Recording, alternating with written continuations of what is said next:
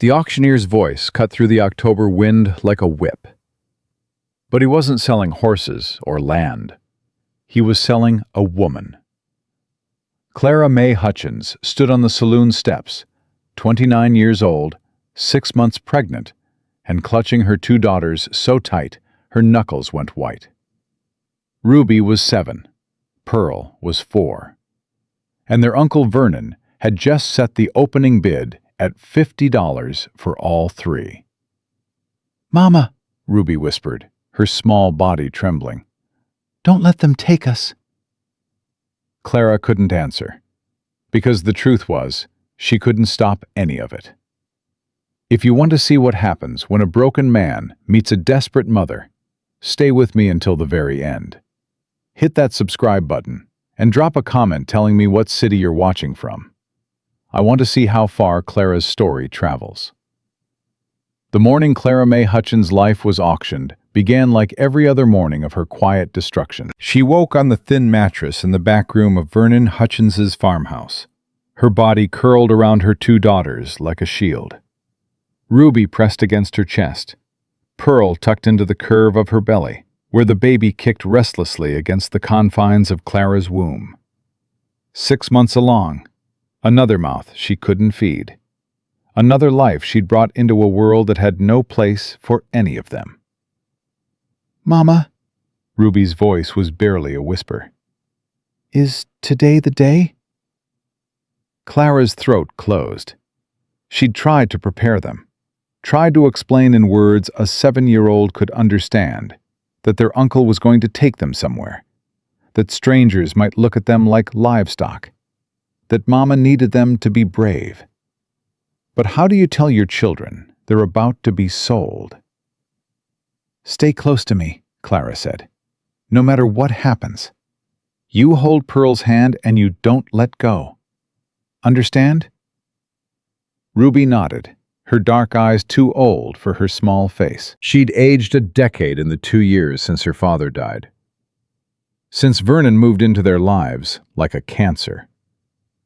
The bedroom door banged open. Vernon Hutchins stood in the frame, his handsome face twisted with impatience. He was dressed in his best suit, the one he saved for church and card games. The suit he'd bought with money that should have fed his brother's children. "Get up," he said. "We leave in an hour." "Vernon, please." Clara struggled to sit, her pregnant belly making every movement awkward. "The girls don't need to be there. Let them stay with Mrs. Patterson. She offered to watch them while—" "While I sell you?" Vernon laughed, but there was no humor in it. "Those girls are half the value, Clara. Man wants a wife. He wants children, too. Package deal." He snapped his fingers. 1 hour. Make yourselves presentable. God knows you need all the help you can get." His eyes raked over her body, the way they always did, lingering on the curve she'd always hated, the extra flesh that had earned her mockery since girlhood. "Fat cow," he muttered as he turned away. "Lucky anyone'll take you at all." The door slammed. Pearl started to cry, soft, hiccuping sobs she tried to muffle against the pillow. Ruby pulled her little sister close, whispering comfort Clara couldn't hear. Clara sat on the edge of the bed and pressed her hands to her belly. The baby moved again, restless, alive, completely unaware that its existence was the final chain binding Clara to Vernon Hutchins. Thomas's baby. That's what she told everyone. Her dead husband's child, conceived before the mind collapse that killed him. The lie came easier than the truth. The truth was Vernon. The truth was a night she couldn't remember clearly because he'd put something in her tea, and she'd woken the next morning with bruises on her thighs and Vernon's smile across the breakfast table. The truth was that she'd considered ending the pregnancy a dozen times, and each time she'd stopped because the child was innocent. The child hadn't chosen its father. "Mama?" Ruby's voice pulled her back. "Will the new person be nice?" Clara looked at her daughter, at the fear trying so hard to hide behind courage. I don't know, sweetheart, but I'll protect you. Whatever happens, I'll protect both of you. It was the same promise she'd made 100 times, the same promise she wasn't sure she could keep. The ride into Bitter Creek took 2 hours in Vernon's wagon. Clara sat in the back with the girls, bouncing on the hard wooden bed, while Vernon drove and whistled like they were going to a church social instead of an auction. Bitter Creek was dying. Everyone knew it. The gold that had built the town was mostly gone, and the men who'd come seeking fortune were either dead, broke, or too mean to leave. The streets were mud and desperation. The buildings sagged like they'd given up hoping for better. The saloon was the only structure that looked alive, and that's where Vernon stopped the wagon. A crowd had already gathered. Clara's stomach lurched as she counted them. 20 men, maybe more, standing in the morning cold with their hats pulled low and their eyes hungry. Some she recognized from town. Others were strangers, drifters, men who looked like they'd kill for $1 and forget it by supper. "Out," Vernon ordered, jumping down from the driver's seat. "Make it quick. We've got buyers waiting." Clara climbed down carefully, then lifted Pearl into her arms. The girl was getting too heavy for her to carry, especially now, but Pearl was shaking so hard her teeth chattered. Ruby jumped down on her own and immediately pressed against Clara's side. The crowd parted as Vernon led them to the saloon steps. Clara felt every eye on her, measuring, calculating. She heard the whispers. "Lord, look at the size of her. Pregnant, too. That's 3 mouths right there. Hutchins must be desperate to sell that cow." Clara's face burned, but she kept walking. She'd learned long ago that shame only hurt if you let it.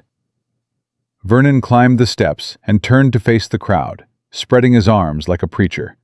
"Gentlemen, and I use that term loosely." Scattered laughter. "You all know why we're here. My brother Thomas, God rest his soul, left behind a widow and 2 young daughters. I've done my Christian duty caring for them these past 2 years, but a man's got his limits." Lies, all lies. Vernon had taken every penny Thomas left behind. He'd worked Clara like a servant and touched her like property. The only thing he'd provided was cruelty.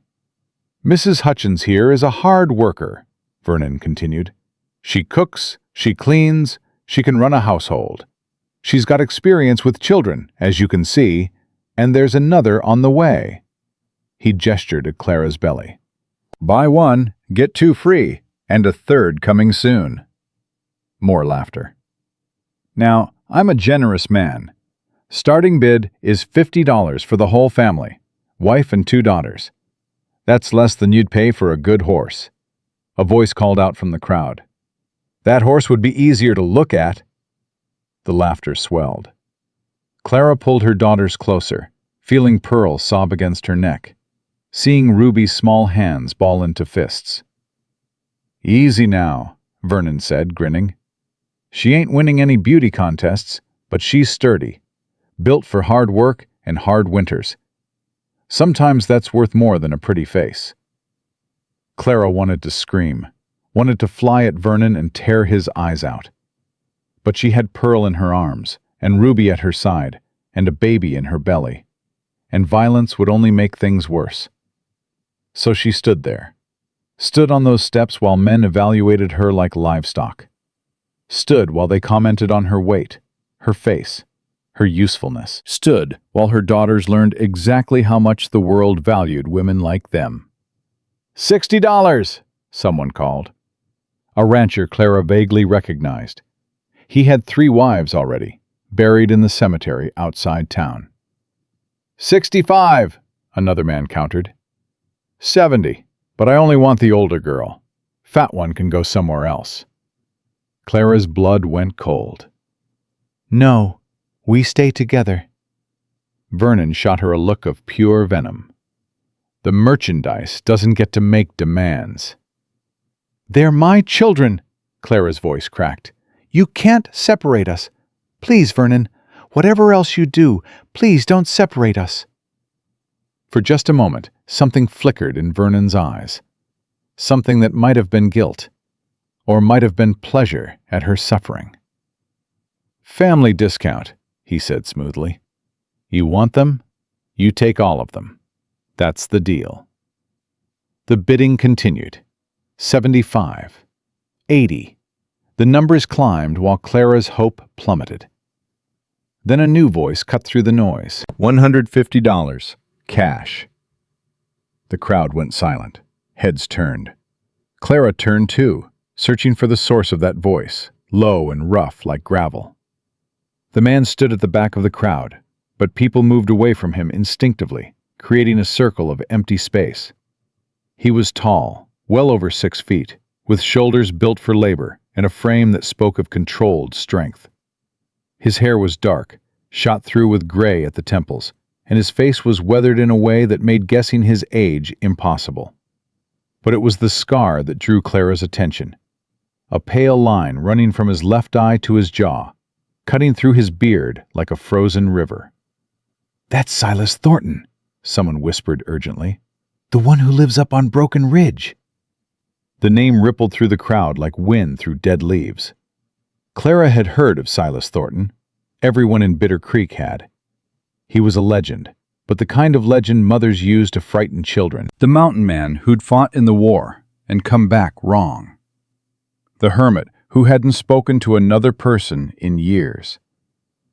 The ghost who came to town twice a year for supplies and disappeared back into the wilderness like he'd never existed. Vernon's face had gone pale, but greed won out over fear. 150, he repeated.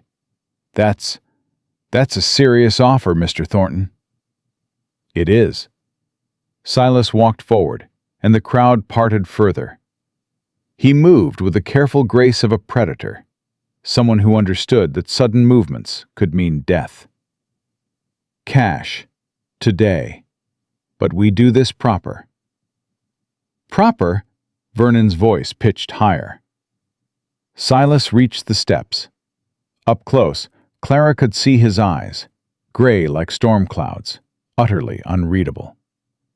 They swept over her once, not leering, not calculating, just observing. Then they moved to Ruby, to Pearl, still crying in Clara's arms. 3 people, Silas said quietly. Not one. 3 separate prices. "Now wait just a 50 for the woman, 50 for each child. That's 150. Silas pulled a leather pouch from inside his coat. "Count it if you want." Vernon's hand shot out to grab the pouch, but Silas held it back. "Terms first. I want a bill of sale signed by you, witnessed by the sheriff, stating that Clara May Hutchins and her daughters are released from your household and authority forever. You relinquish all claims to them and any children she bears." Vernon blinked. Marriage would—" "I didn't say anything about marriage." Silas's voice was flat. "I said a bill of sale. You're selling them, so we'll make it legal." Something dark passed through Vernon's expression. Suspicion, maybe, or the dawning realization that this wasn't going the way he'd planned. "Why?" Vernon demanded. "Why do you want them? What are you going to do with a fat pregnant woman and 2 brats?" The question hung in the air. Clara felt her daughters tense against her, felt her own heart hammering so hard it seemed ready to crack her ribs. Silas was quiet for a long moment. Then he looked directly at Clara for the first time, and she saw something in those gray eyes that she couldn't name. Not pity, not lust. Something older. Something broken, recognizing itself. "That's my business," he said. "Not yours. Not anyone's." He turned back to Vernon. "We got a deal or not?" Vernon looked around the crowd, searching for support, finding only curious faces and eager eyes, waiting to see how this would play out. Sheriff McAllister stood near the back, his hand resting on his gun, his expression carefully neutral. "Sheriff," Vernon called. You willing to witness this?" McAllister stepped forward, his boots heavy on the wooden sidewalk. "This is irregular, Hutchins. Highly irregular." "But not illegal," Silas said. "Man has a right to dispose of his property however he sees fit. Isn't that what you told Mrs. Morrison last month when her husband sold her piano?" The sheriff's mouth worked silently for a moment. Then he nodded. "I'll witness it." "No." The word came from Clara's own mouth, surprising her as much as everyone else. Silas turned to look at her.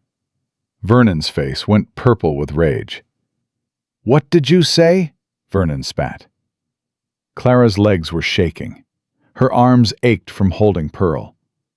Every survival instinct screamed at her to stay silent, to accept whatever was happening and be grateful someone wanted them at all. But Ruby was watching her.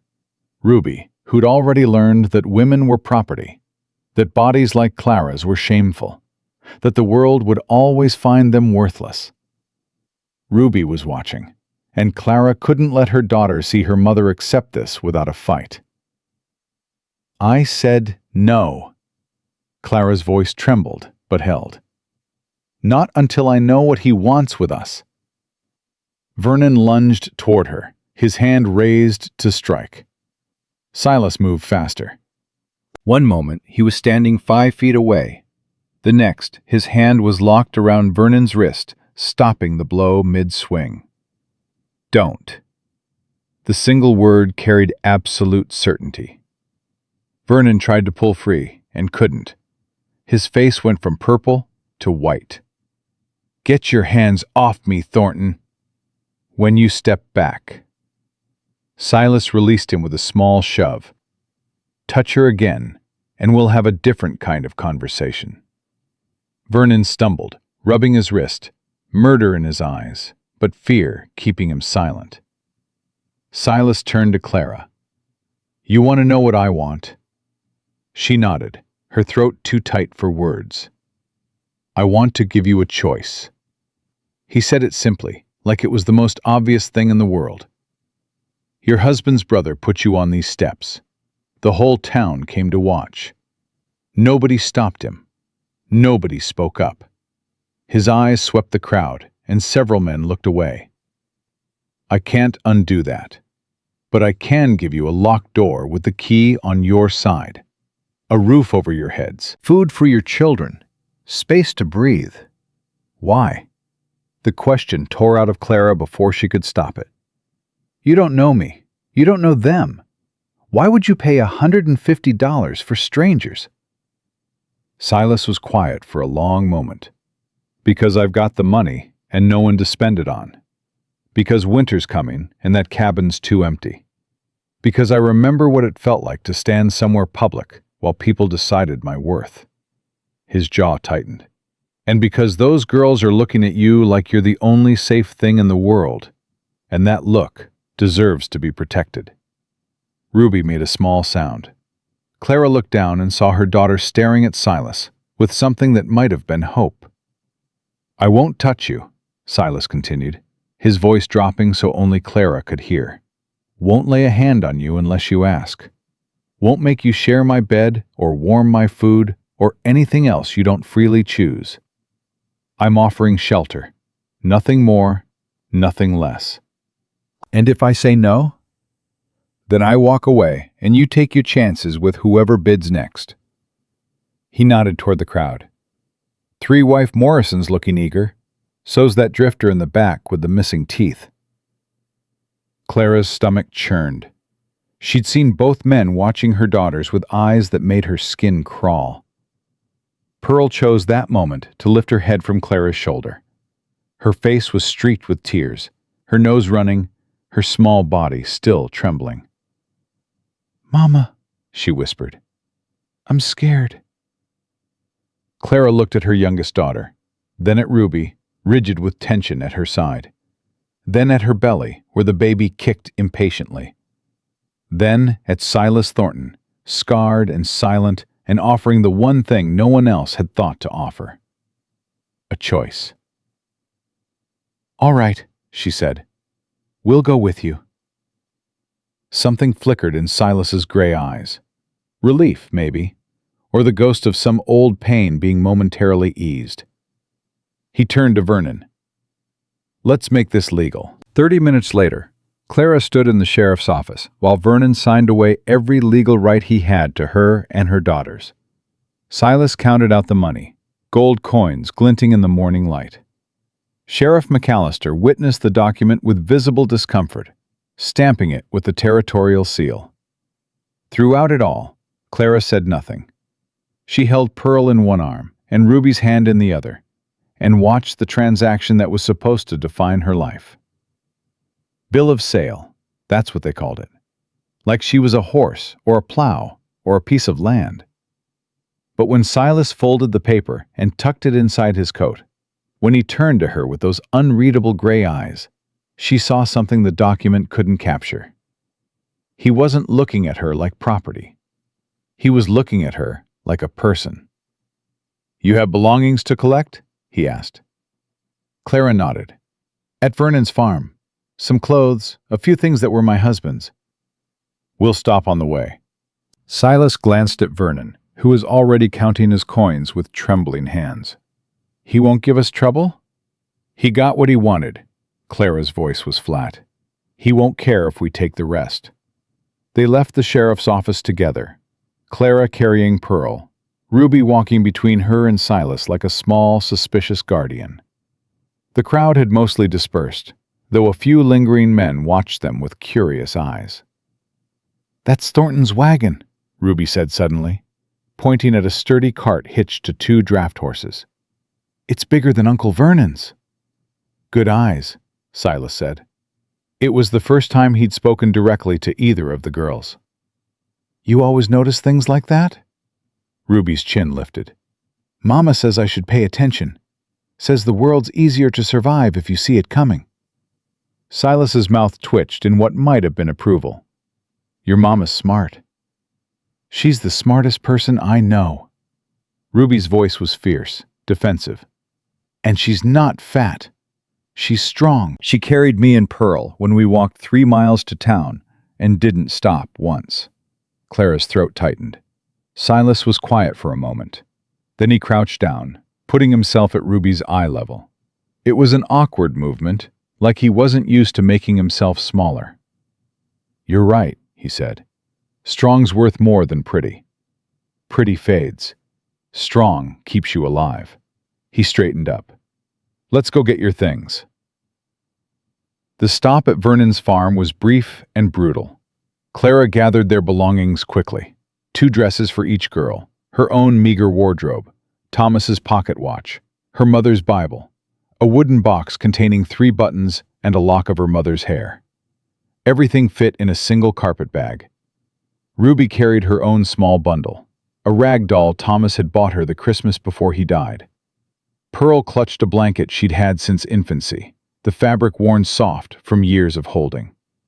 Vernon watched them from the porch, but didn't speak. Just stood there, with his coins in his pocket and hatred in his eyes, watching his brother's family leave his life forever. Clara didn't look back. The ride to Broken Ridge took 3 hours. The trail climbed steadily away from Bitter Creek, leaving behind the dying town for pine forests and mountain meadows.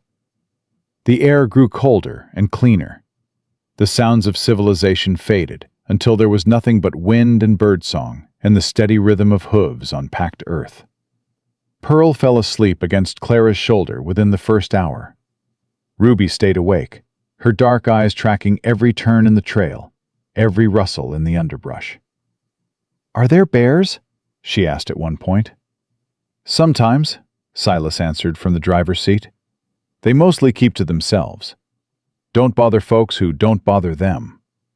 "What about wolves?" "Same. More curious than dangerous. You hear them howling sometimes at night. Nothing to be scared of." Ruby considered this. "Uncle Vernon said you were dangerous. Said you killed people in the war and went crazy, and that's why you live alone." "Ruby," Clara said sharply, "it's all right." Silas's voice was even. She should ask questions, better than wondering. He was quiet for a moment. I did kill people in the war. That part's true. As for crazy, he shrugged. Maybe. But not the kind of crazy that hurts little girls or their mamas. The kind that just needs space. Quiet. Time. Ruby absorbed this with the unsettling directness of childhood. Did killing people make you sad? The question hung in the mountain air. Yeah, Silas said finally. It did. Then you're not crazy, Ruby decided. Crazy people don't feel sad about hurting others. Uncle Vernon never felt sad about anything. Clara's heart clenched. Out of the mouths of babes. Silas didn't respond, but Clara saw his shoulders tense, saw his hands tighten on the reins. He'd heard the accusation buried in Ruby's words, understood what Vernon must have done, even if Clara had never spoken it aloud.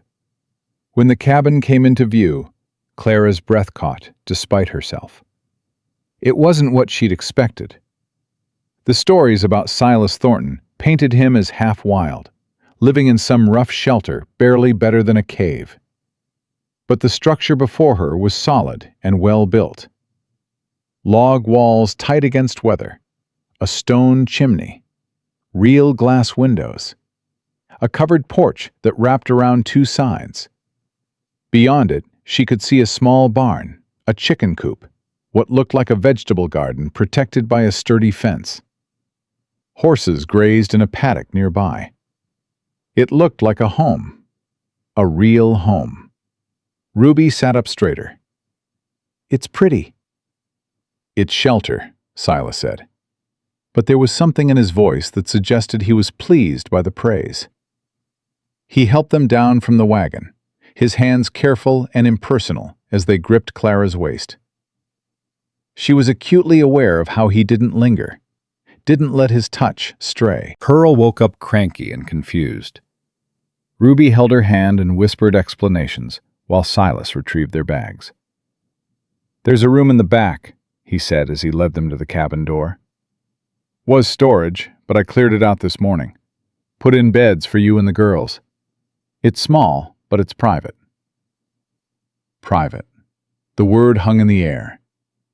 Silas opened the door and stepped aside to let them enter first.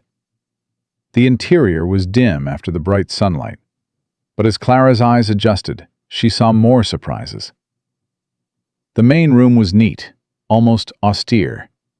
A stone fireplace, a sturdy table and chairs, shelves lined with preserves and dried goods, a rocking chair near the hearth. Everything was clean and well-maintained, and utterly unexpected. Back there, Silas pointed to a door she hadn't noticed. That's your space. Clara crossed the room and opened the door. The bedroom was small, but sufficient. A real bed with a quilt, faded but clean. A smaller pallet beside it, clearly made for children. A washstand with a basin and pitcher. A trunk at the foot of the bed. Sunlight came through a single window, illuminating rough wooden walls. Then Silas did something that made Clara's heart stutter. He took a key from his pocket and held it out to her. This locks from the inside, he said quietly. Only key there is. It's yours. You lock that door. No one gets in unless you open it. He paused. Including me. Especially me. Clara stared at the key in his calloused palm. Her mind struggled to process what he was offering. I don't, she started, then stopped. I don't understand. Silas's jaw tightened. I know what it looked like down there. I know what you must think. But I meant what I said. I'm not going to hurt you.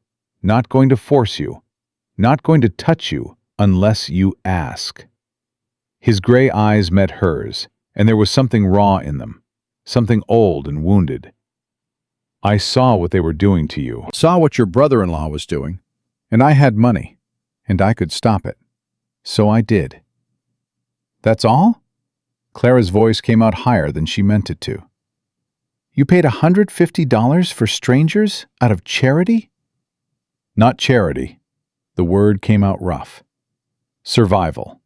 Mine as much as yours. I don't understand. He was quiet for a long moment. The cabin creaked around them. Outside, one of the horses whinnied. You will, he said finally. Or you won't. Either way, you're safe here. You and your girls. That's what matters. He turned and walked back into the main room, leaving Clara holding the key like it was something precious and dangerous, and completely foreign. Ruby appeared at her elbow. Mama? What's that?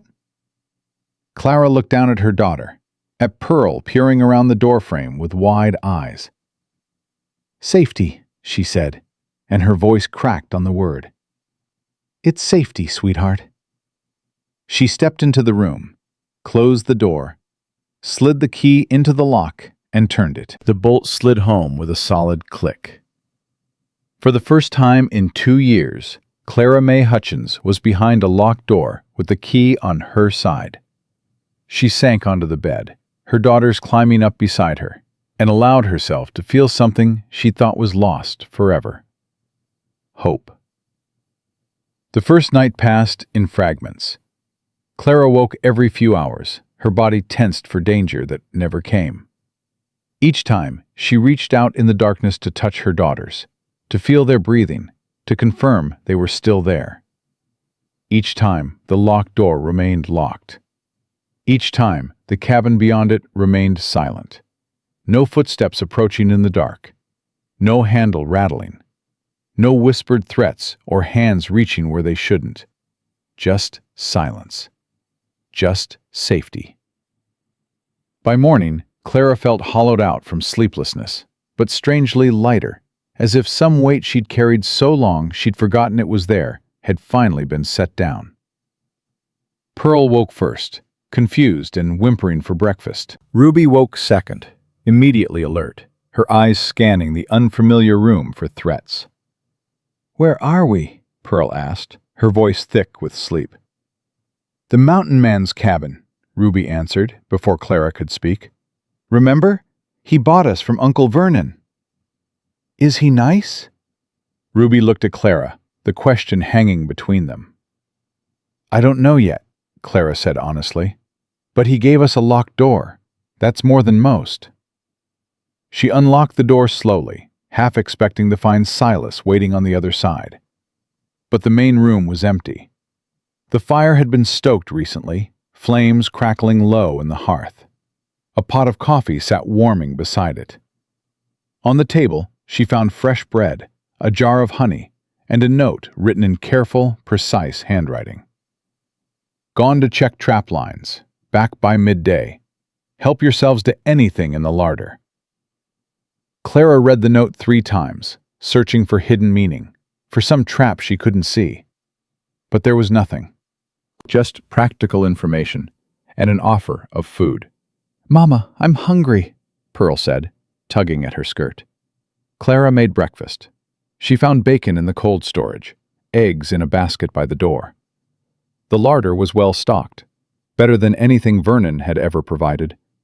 Flour, cornmeal, dried beans, salt pork, preserves in neat jars, labeled in that same careful handwriting. She cooked more than they needed, old habit from years of uncertainty about when the next meal might come.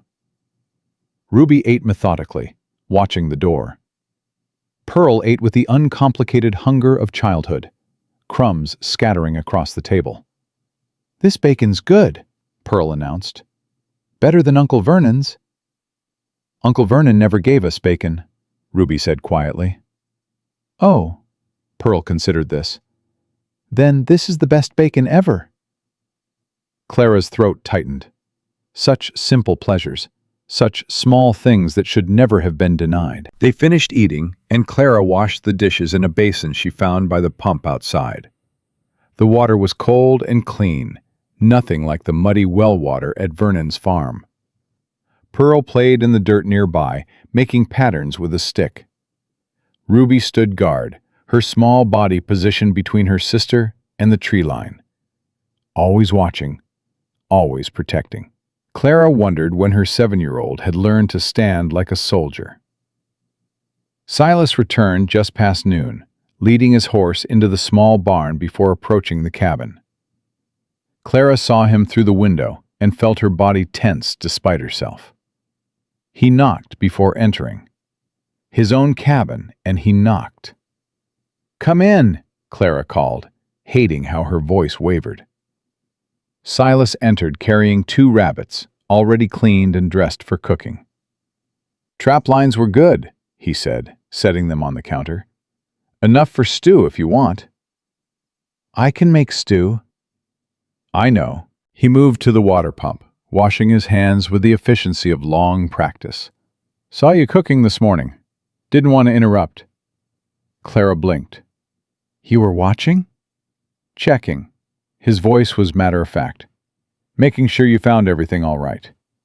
Left when I saw you had it handled." She didn't know what to say to that. Didn't know how to process a man who watched, not to control, but to confirm. Pearl appeared in the doorway, her dress dirty from playing, her eyes wide with curiosity. "You're the mountain man," she said. Silas turned to look at her.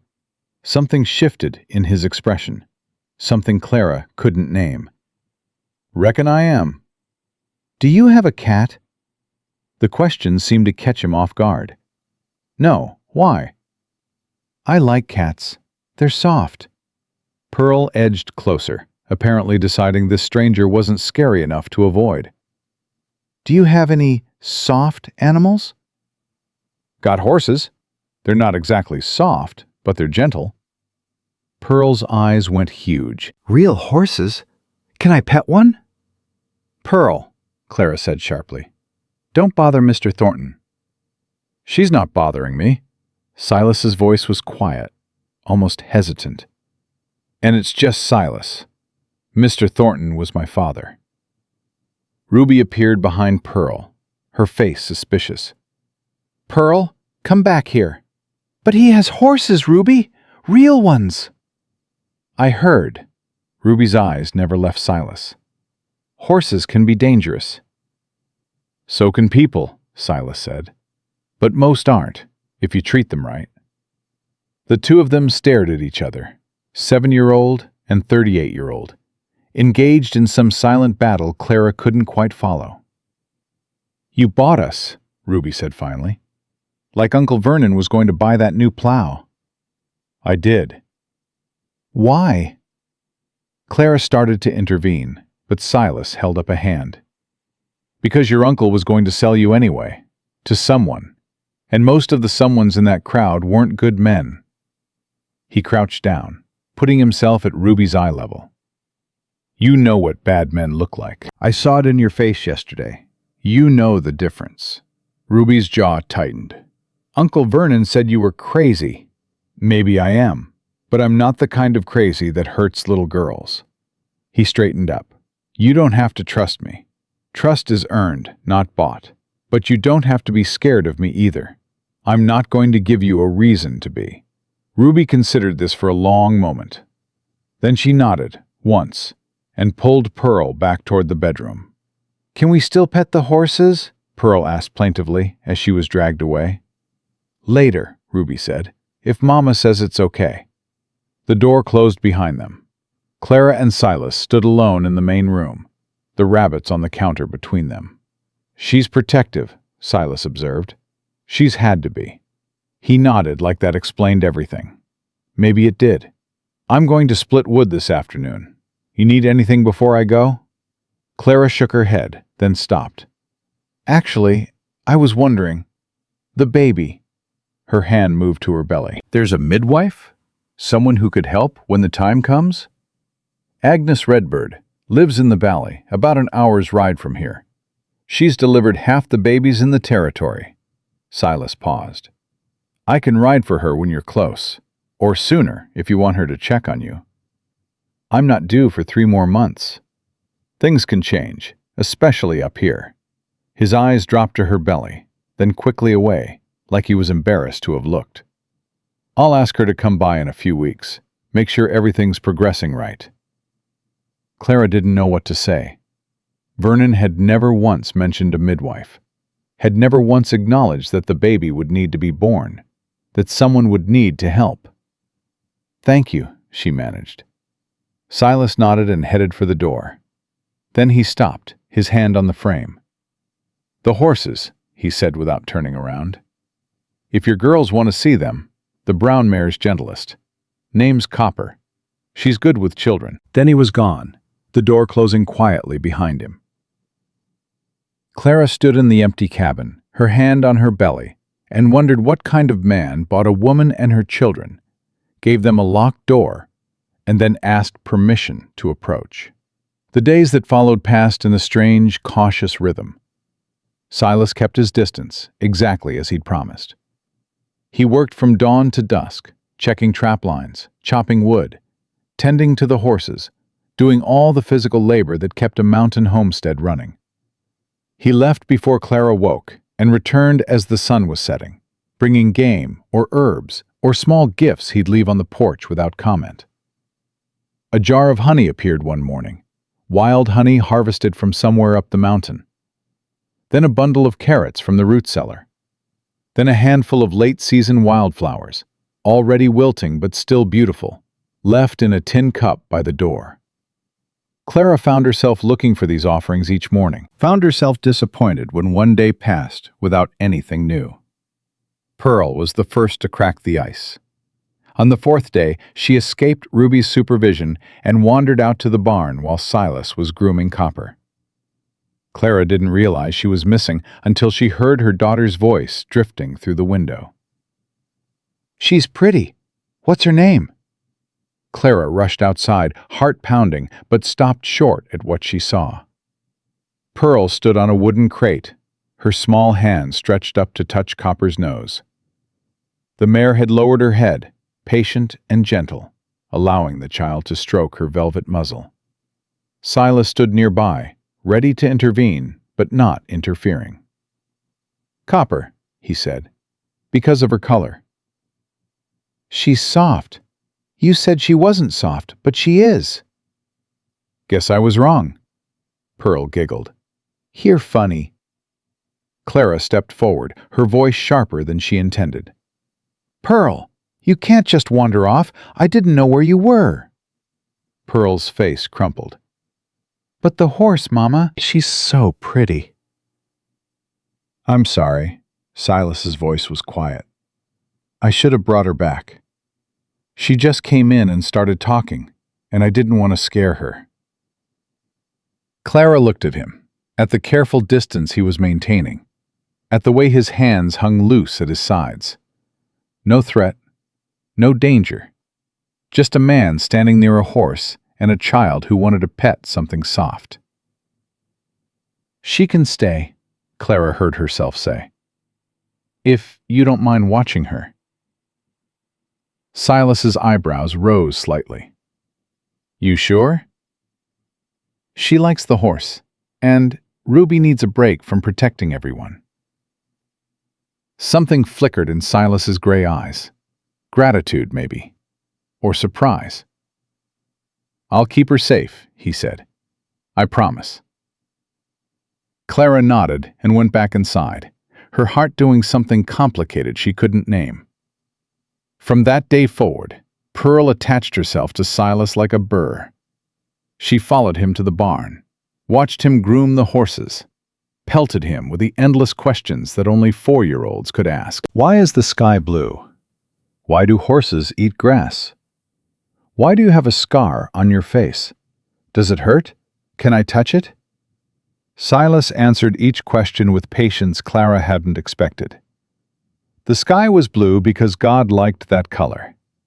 Horses ate grass because it made them strong. He had a scar because someone hurt him a long time ago. It didn't hurt anymore. And no, she couldn't touch it, but she could touch Copper's nose again if she wanted. Pearl accepted these answers without protest and moved on to the next question. Ruby watched from the porch, her suspicion fading slowly into something that looked almost like jealousy. "She likes him," Ruby said to Clara one afternoon, accusation in her voice. She's 4. She likes everyone who's nice to her. Uncle Vernon was nice to her too, sometimes, when he wanted something. Clara's heart clenched. Silas isn't like Uncle Vernon. How do you know? Clara didn't have an answer. Not yet. So she said the only thing she could. Because he hasn't asked for anything. Not one thing. Ruby thought about this. Maybe he's waiting. Maybe. Or maybe some people are just different. Ruby didn't look convinced, but she stopped arguing. A week passed. Then 2. Clara found herself settling into the rhythm of the cabin, cooking and cleaning and caring for her daughters. Her body ached from the pregnancy, her back constantly complaining, her ankles swelling by evening. But the work felt different here. Not like servitude, like contribution. Silas noticed her discomfort one evening when she winced while carrying water from the pump. "Let me do that," he said, appearing at her elbow. Clara shook her head. "I can manage." "I know you can, but you don't have to."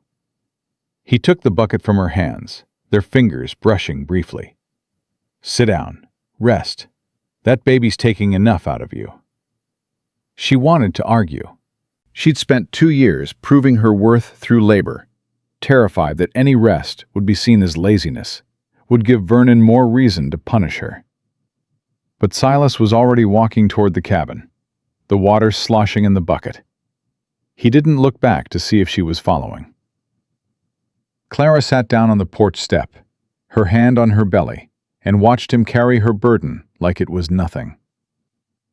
The midwife came in the 3rd week.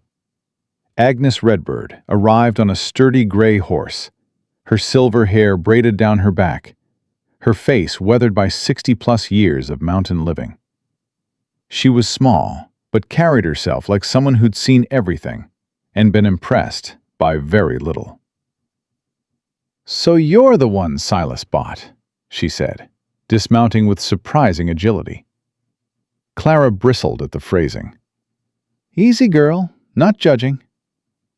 Agnes walked up the porch steps and studied Clara with sharp, dark eyes. "Seen worse arrangements. Seen better, too. Question is, how are you doing with it?" "I'm fine." Agnes's tone suggested she didn't believe that for a second. "How far along?" 6 months, maybe closer to 7 now." "Carrying high. That's good. Means the baby's in position." Agnes gestured toward the cabin. "Let me examine you. Make sure everything's progressing right." Clara led her to the bedroom, closing the door while Ruby watched the girls in the main room. The examination was thorough, but gentle. Agnes's hands knowing and efficient. "Baby's strong," Agnes said when she finished. "Good heartbeat. You're healthy despite everything. Probably healthier than you were a month ago." "The food's better here." "I imagine it is." Agnes helped Clara sit up. "How's Silas treating you?" Clara hesitated. "He's kind. Distant, but kind. Distant is his way. Been that way since he came back from the war." Agnes's eyes were knowing. "He tell you about Martha?" "Who?" "His wife. Died while he was fighting. Her and the boy." Clara's breath caught. "He was married?" 8 years ago now. Samuel was 3 when the fever took them both. Silas came home to empty graves and an empty house." Agnes shook her head. "Man's been trying to disappear ever since. Coming up here, living alone. Thought he might let himself fade away entirely." "What changed?" Agnes looked at her steadily. "You did. You and those girls." Clara didn't know what to say. "He's not looking for a wife," Agnes continued. "Not looking for anything, far as I can tell. But he saw something in that auction that woke him up, gave him a reason to keep going." "I'm not anyone's reason." "Not asking you to be. Just telling you what I see." Agnes stood, gathering her bag. That man's got darkness in him. The war put it there, and losing his family made it worse. But there's light, too, more than he knows. You and your girls might be the first people in 8 years who get to see it. She left Clara sitting on the bed, her mind spinning with new information. That night, Clara couldn't sleep. She lay in the darkness, listening to her daughters breathe, thinking about Silas Thornton, about Martha, about a little boy named Samuel who never got to grow up, about a man who'd watched his family be buried from 1,000 miles away and then spent 8 years trying to become a ghost himself. She understood it now, the distance, the careful offerings left without explanation, the way he looked at Ruby and Pearl with something like hunger, and then looked away just as quickly. He wasn't keeping distance because he didn't care. He was keeping distance because he cared too much. Because caring meant losing. Because the last time he'd let himself love something, it had been ripped away. Clara pressed her hand to her belly, feeling the baby move. She knew about loss, about loving something and having it taken, about the fear that came with opening your heart when you knew how easily it could be destroyed. She was still thinking about it when she heard the sound. A moan, low and pained, coming from somewhere in the cabin. Clara rose quietly, checking that her daughters were still asleep, then unlocked the bedroom door. The main room was dark, except for the dying embers in the fireplace. Silas slept on a bedroll near the hearth, as he had every night since they arrived. But he wasn't sleeping peacefully. His body was rigid, his face contorted, his hands clawing at the blanket like he was fighting off something invisible. Sweat gleamed on his forehead. His breath came in ragged gasps. "No," he muttered. "No, don't. Please, God, don't." Clara froze. She'd seen this before. Vernon's nightmares had been different, violent and angry. But her father had been a soldier too, long ago. And she remembered the nights he'd woken screaming, trapped in battles that had ended decades before. Silas thrashed, the moan rising to something closer to a sob. "Samuel, Martha, I'm sorry. I'm so sorry." Clara moved without thinking. She crossed the room and knelt beside him, reaching out to touch his shoulder. "Silas, Silas, wake up!" His eyes flew open, wild and unseeing. For one terrifying moment, his hand shot out, grabbing her wrist hard enough to bruise. Then recognition flooded his face. He released her immediately, scrambling backward, his breathing ragged. "Clara, God, I didn't. Did I hurt you?" "No." Her wrist throbbed, but she'd had worse. "You were dreaming." "I was." He sat up, running his hands through his sweat-dampened hair. "I'm sorry. I didn't mean to wake you." "You were calling out. Names." She hesitated. "Martha? Samuel?" The color drained from his face. "Agnes told me," Clara said quietly. "About your wife, your son." Silas was silent for a long moment. The fire crackled. Outside, an owl called into the darkness. She shouldn't have. "I'm glad she did." Clara shifted to sit more comfortably on the floor, her pregnant belly making the movement awkward. "I didn't understand before why you keep your distance, why you look at my daughters like they're ghosts." "They're not ghosts." His voice was rough. "They're real. That's the problem. Because real things can be lost." He looked at her then, and she saw it. The abyss behind his eyes. The grief he'd been carrying for 8 years, pressing him down into the earth, turning him into the hermit the town whispered about. "I wasn't there," he said, "when the fever came. I was in Virginia, shooting at men I didn't know for reasons I couldn't explain. And Martha was dying in our bed. And Samuel was crying for his papa. and I wasn't there. His hands shook. By the time the letter reached me, they'd been dead for 6 weeks, buried in the cemetery in Pennsylvania, next to my mother. I never even got to say goodbye. Silas, I should have been there, should have been home, should have protected them. His voice cracked. Instead, I was learning how to kill people, learning how to survive when I didn't deserve to. Clara reached out and took his hand. He flinched, but didn't pull away. "You couldn't have known," she said. "Fever takes who it takes. Being there wouldn't have changed that." Maybe not, but I would have held them, would have told them I loved them, would have been there at the end, instead of standing over their graves 6 months later like a stranger.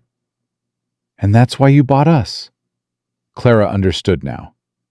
"Because you saw a woman who might lose her children, and you couldn't let that happen again." Silas's jaw tightened. I saw a woman trying to protect what she loved, and I saw a whole town ready to tear it away from her. And I thought...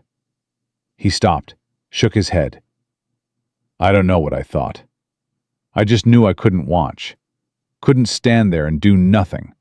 Not again. They sat together in the darkness, two broken people sharing their fractures.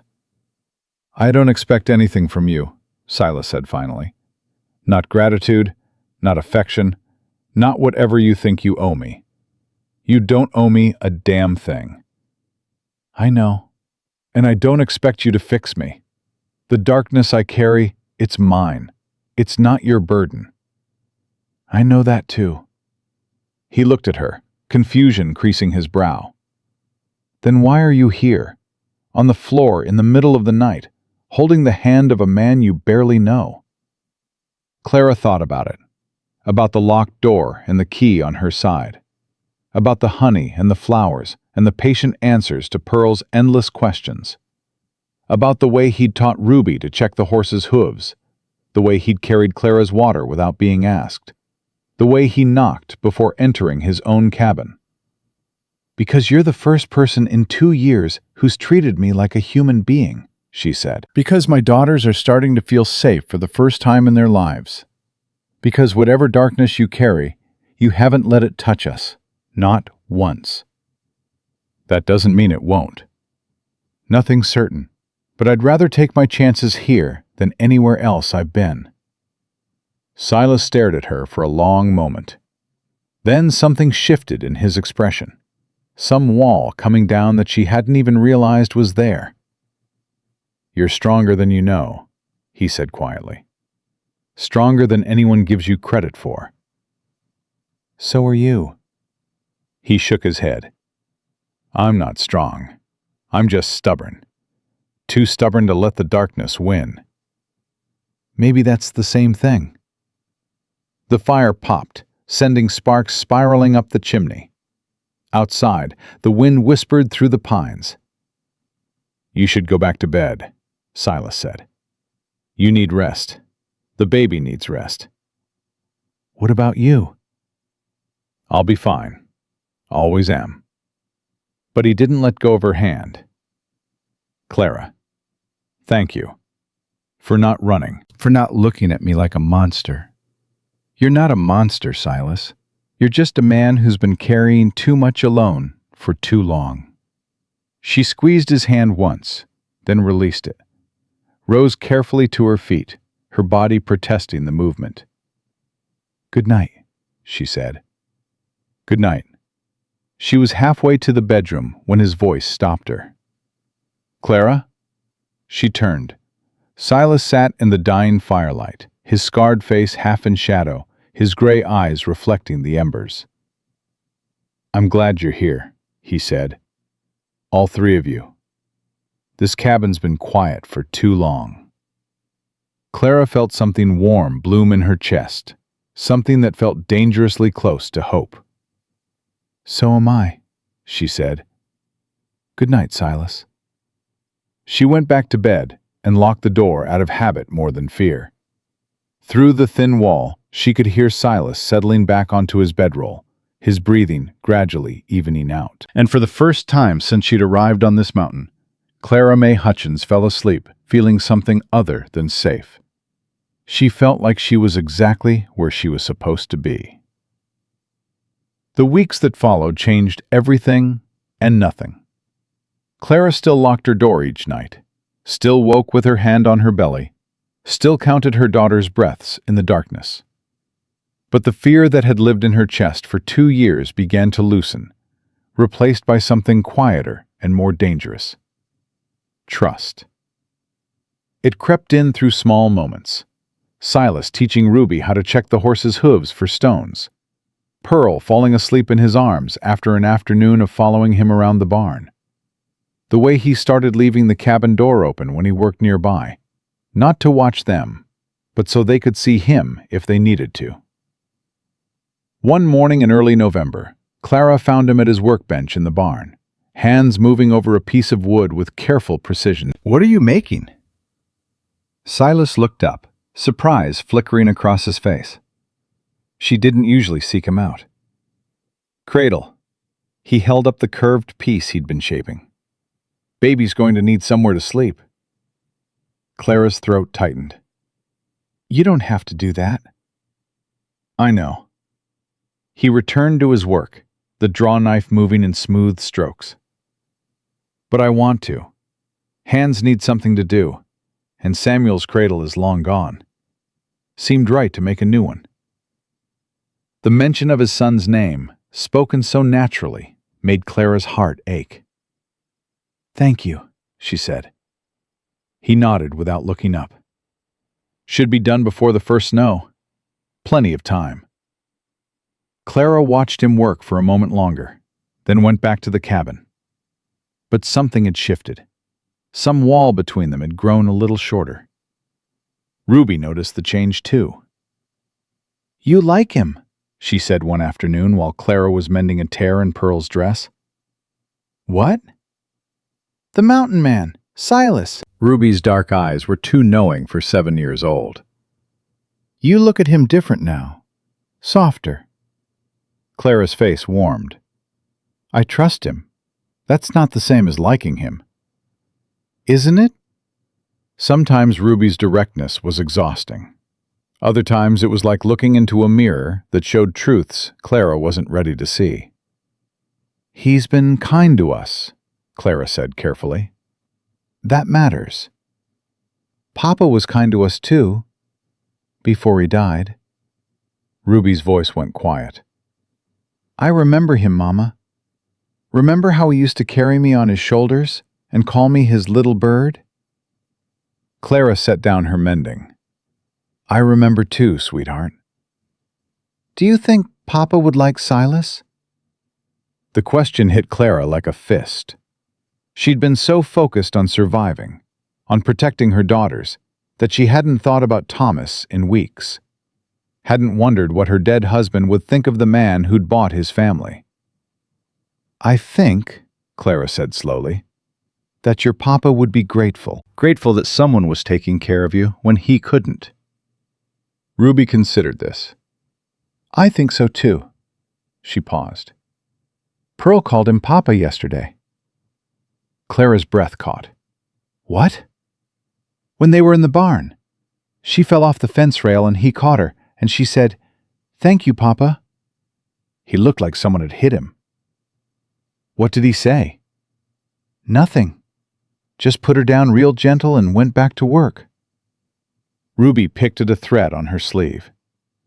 I told Pearl she can't call him that he's not our Papa. Ruby. But she didn't understand. Ruby's voice cracked. She's too little to remember Papa. To her, Silas is just the nice man who lets her pet the horses. She doesn't know the difference. Clara pulled her daughter close, feeling the small body tremble against her. It's okay to like him, Clara whispered. It's okay to feel safe with him. That doesn't mean you're forgetting your Papa. But what if he leaves? What if he decides he doesn't want us anymore? Then we'll figure it out, together, the way we always do. Ruby was quiet for a long moment. Then she pulled back, her face composed again, the vulnerability locked away behind walls too thick for a child her age.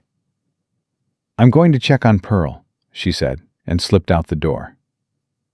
Clara sat alone in the cabin, her mending forgotten, and wondered how she was supposed to help her daughter heal when she wasn't sure she knew how to heal herself. The peace shattered on a Tuesday morning. Clara was hanging laundry on the line Silas had strung between the cabin and the barn when she heard the horses. Multiple horses, moving fast up the trail. Her body reacted before her mind caught up. She dropped the wet shirt in her hands and ran for the cabin, shouting for the girls. "Ruby! Pearl! Inside! Now!" Ruby appeared immediately, Pearl's hand clutched in hers. They'd practiced this. Silas had made them practice, drilling escape routes and hiding spots until the girls could do it in their sleep. "Bedroom," Clara ordered. "Lock the door. Don't come out until I say." "Mama!" "Now, Ruby!" The girls disappeared into the back room. Clara heard the lock click into place, then grabbed the rifle from its hooks above the fireplace. Silas had taught her to shoot 2 weeks ago. She wasn't good, but she wasn't useless either. Her hand shook as she checked the chamber, but her grip was steady. She positioned herself by the window, just as the riders came into view. 4 men. Vernon was easy to spot, his fancy suit out of place on the mountain. Beside him rode a man Clara didn't recognize, older, dressed in black, with the bearing of someone used to being obeyed. Behind them came 2 others, rough-looking men with guns on their hips. Clara's stomach dropped. Vernon had brought reinforcements. She scanned the tree line for Silas, but he'd gone to check his traps at dawn. He could be anywhere on the mountain. He could be an hour away. She was alone. The riders stopped in the yard. Vernon dismounted, his movements exaggerated with false confidence. "Clara!" His voice carried through the morning air. "I know you're in there. Come on out. Let's talk like civilized people." Clara didn't move, didn't speak. Her finger rested beside the trigger, not on it. Not yet. "This is getting tiresome," the man in black said. He remained mounted, looking down at the cabin with cold assessment. "Mr. Hutchins, you assured me this would be a simple retrieval." "It will be, Judge. She's just being stubborn." Vernon stepped toward the porch. "Clara, this is Judge Cornelius Whitmore. He's come all the way from Helena to sort out this mess. The least you can do is show some manners." "Judge." Clara's blood chilled. If Vernon had involved the territorial court, this wasn't just about pride anymore. This was about legal power. "I have nothing to say to you," Clara called through the window. "Either of you. This is private property. You're not welcome here." Vernon laughed, but it sounded forced. "Private property? You think that mountain man owns you now? Thinks he can keep you locked up here like some kind of treasure? He doesn't keep me anywhere. I stay because I choose to." "Do you?" Judge Whitmore's voice was smooth, practiced. "Because from where I'm sitting, it looks like a vulnerable woman was purchased under duress and spirited away to an isolated location. That raises concerns. The only concerns I have are standing in my yard." Vernon's face went red. "Damn it, Clara, stop being difficult. That baby you're carrying is a Hutchins, my brother's blood. I have a right to see it raised proper." The lie burned in Clara's chest.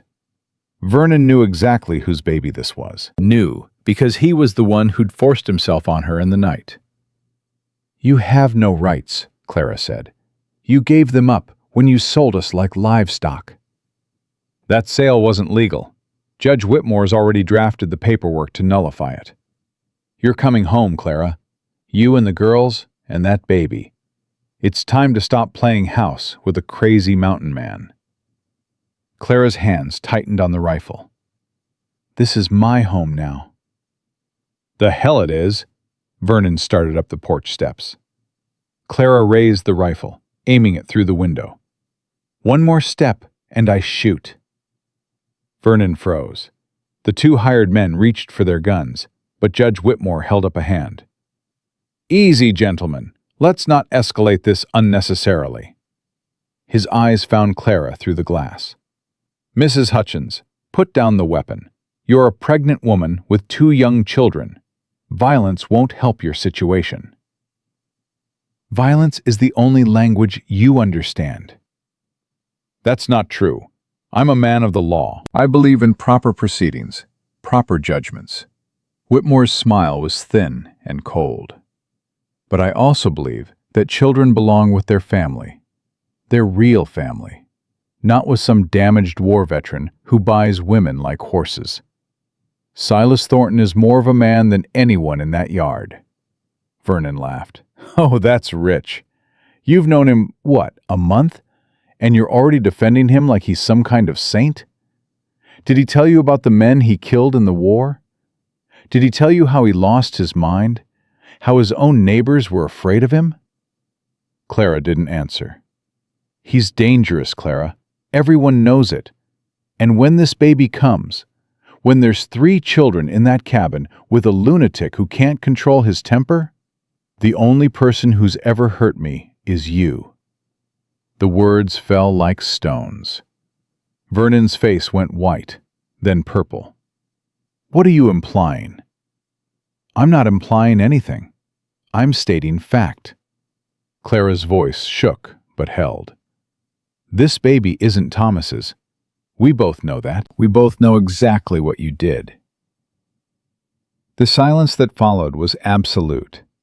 Judge Whitmore's expression shifted, something calculating entering his eyes. The hired men exchanged glances. Vernon recovered first.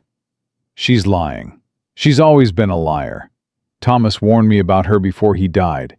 Said she was loose, couldn't be trusted." "Thomas never said anything of the kind," Clara cut him off. "Thomas loved me, and you couldn't stand it. Couldn't stand that your little brother had everything you wanted. So when he died, you took it. Took his house, his money, his wife. Took everything he worked for and destroyed it." "Shut up. You want to talk about family, Vernon? About rights? You had no right to touch me, no right to sell me, no right to any of it." "I said shut up." Vernon lunged for the porch, and Clara didn't think. She squeezed the trigger. The shot went wide, splintering the porch rail inches from Vernon's hand. He screamed and stumbled backward, tripping down the steps, landing hard in the dirt. The hired men drew their weapons, but before anyone could fire, a voice cut through the chaos. "Drop them." Silas emerged from the tree line like he'd materialized from shadow. His rifle was already raised, aimed at the group with deadly precision. "Drop the guns, or the next shot won't miss." The hired men hesitated. Silas shifted his aim to the closer one. "You've got about 3 seconds to decide if Vernon Hutchins is worth dying for." The guns hit the dirt. Silas walked forward slowly, his eyes never leaving the group. He stopped beside Clara's window, close enough that she could see the rage burning beneath his careful control. "Judge Whitmore." His voice was flat. "Didn't expect to see you this far from your courtroom." "Mr. Thornton." Whitmore's composure had cracked slightly. "This is a legal matter. The woman and children are under my protection. Legally purchased, documented, witnessed by Sheriff McAllister." Silas paused. "You want to challenge that? You do it through proper channels, not with hired guns on my property." "I'm simply trying to ensure the welfare of—" "You're trying to help Vernon Hutchins cover up his crimes." Silas's voice went hard. "I heard what she said. Every word. You might want to think about what side of this you want to be on when the truth comes out." Whitmore's face tightened. "You're making serious accusations." "I'm making observations. There's a difference." Silas gestured with his rifle. "Now get off my land, all of you. And if you come back, I won't bother with warning shots." Vernon struggled to his feet, his suit covered in dirt. his face twisted with humiliation. "This isn't over, Thornton. That woman belongs to me. That baby, that woman belongs to herself." Silas's voice was quiet and deadly. "And if you ever claim ownership of her again, I'll put a bullet in you myself." The two men stared at each other. Vernon broke first, looking away with a muttered curse. "Mount up," Whitmore ordered. "We're leaving." They rode out slowly, Vernon looking back with pure hatred in his eyes. Silas watched until they disappeared down the trail, then finally lowered his rifle. Clara opened the cabin door with shaking hands. "I shot at him," she said. "I actually shot at him." "You missed." "I was trying to miss." She wasn't sure if that was true. Silas looked at her for a long moment. Then something that might have been a smile crossed his face. "Good. Means you've got control." He climbed the porch steps and stopped in front of her. "You all right?" "No. Yes. I don't know." Clara's legs felt weak. "The girls are locked in the bedroom. I should tell them it's safe." "I'll do it." Silas hesitated. "What you said, about Vernon, about the baby." Clara's face burned. She hadn't meant to say it, hadn't meant for anyone to know. "It's true," she whispered. "All of it." Silas was quiet. When he spoke, his voice was rough with something she couldn't name. "Then I'm sorry I let him ride away. Should have ended it right there." "You couldn't have known." "I knew enough." His gray eyes met hers. "Clara, what he did to you, that's not your shame. That's his. And one day he'll answer for it. I promise you that." She believed him. That was the terrifying part. She believed every word. Silas went to get the girls while Clara stood on the porch, her rifle still clutched in her hands, her heart still racing. Vernon would come back. She knew it in her bones. This wasn't over. But for the first time, she wasn't facing it alone. That night, after the girls were asleep, Clara found Silas on the porch, staring out at the darkness. "Teach me," she said. He turned. "Teach you what?" "Everything. How to shoot better, how to fight, how to protect my children when you're not here." Silas studied her for a long moment. "You already know how to protect them. You've been doing it for years." "Not well enough. Not against men like Vernon. Not against judges who can make legal claims." "Clara, I can't be helpless anymore." Her voice cracked. "I can't stand on those steps again and hope someone saves me. I need to be able to save myself. Save them."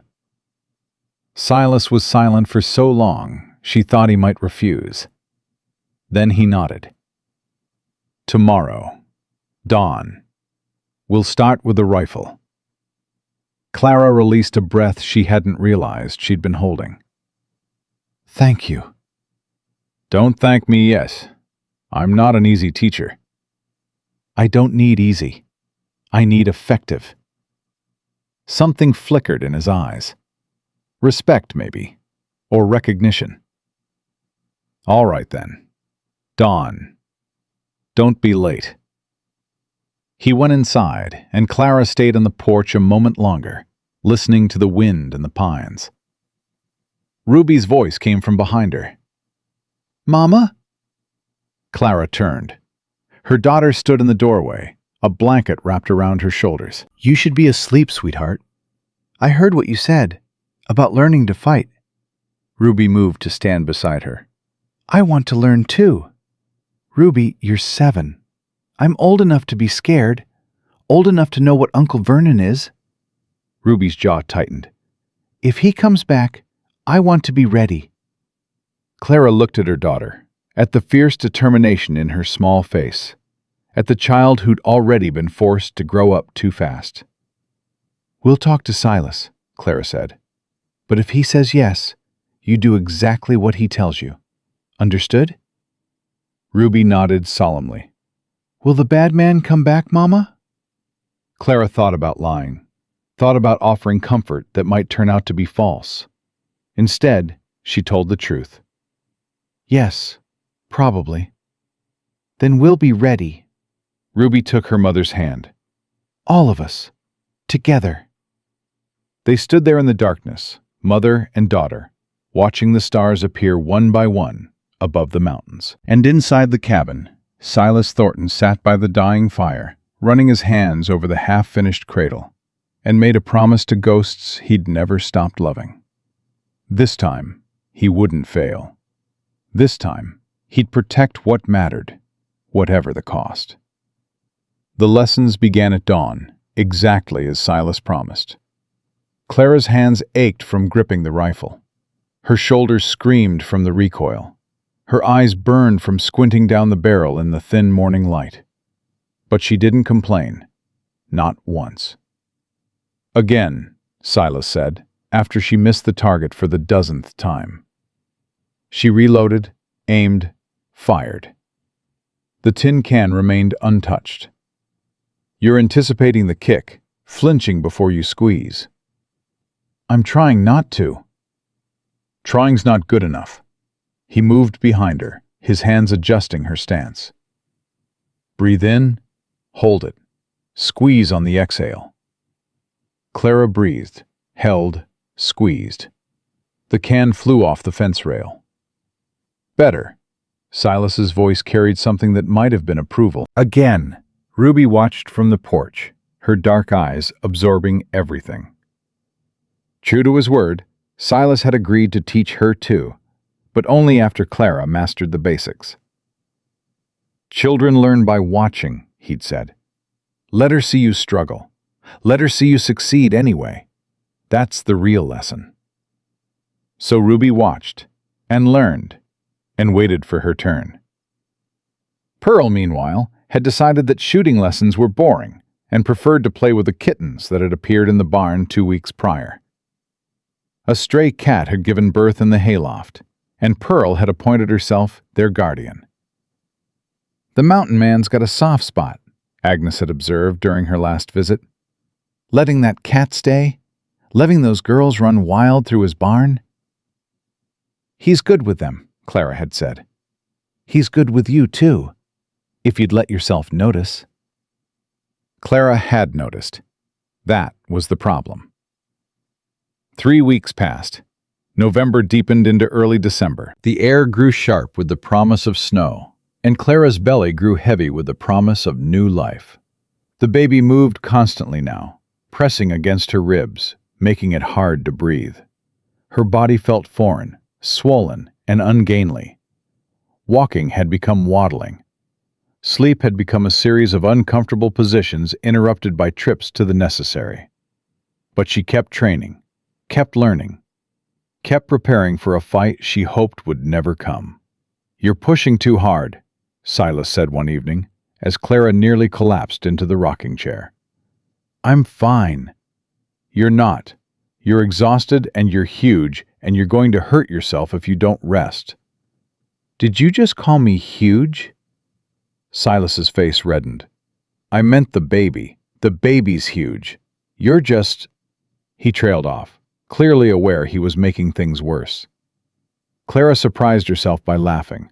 A real laugh, the first one in longer than she could remember. Stop talking, she said, before you dig yourself deeper. He shut his mouth with visible relief. Ruby appeared in the doorway, her expression troubled. Mama, Pearl's crying. She says her stomach hurts. Clara started to rise, but Silas beat her to it. I'll check on her. You rest. He disappeared into the back before Clara could argue.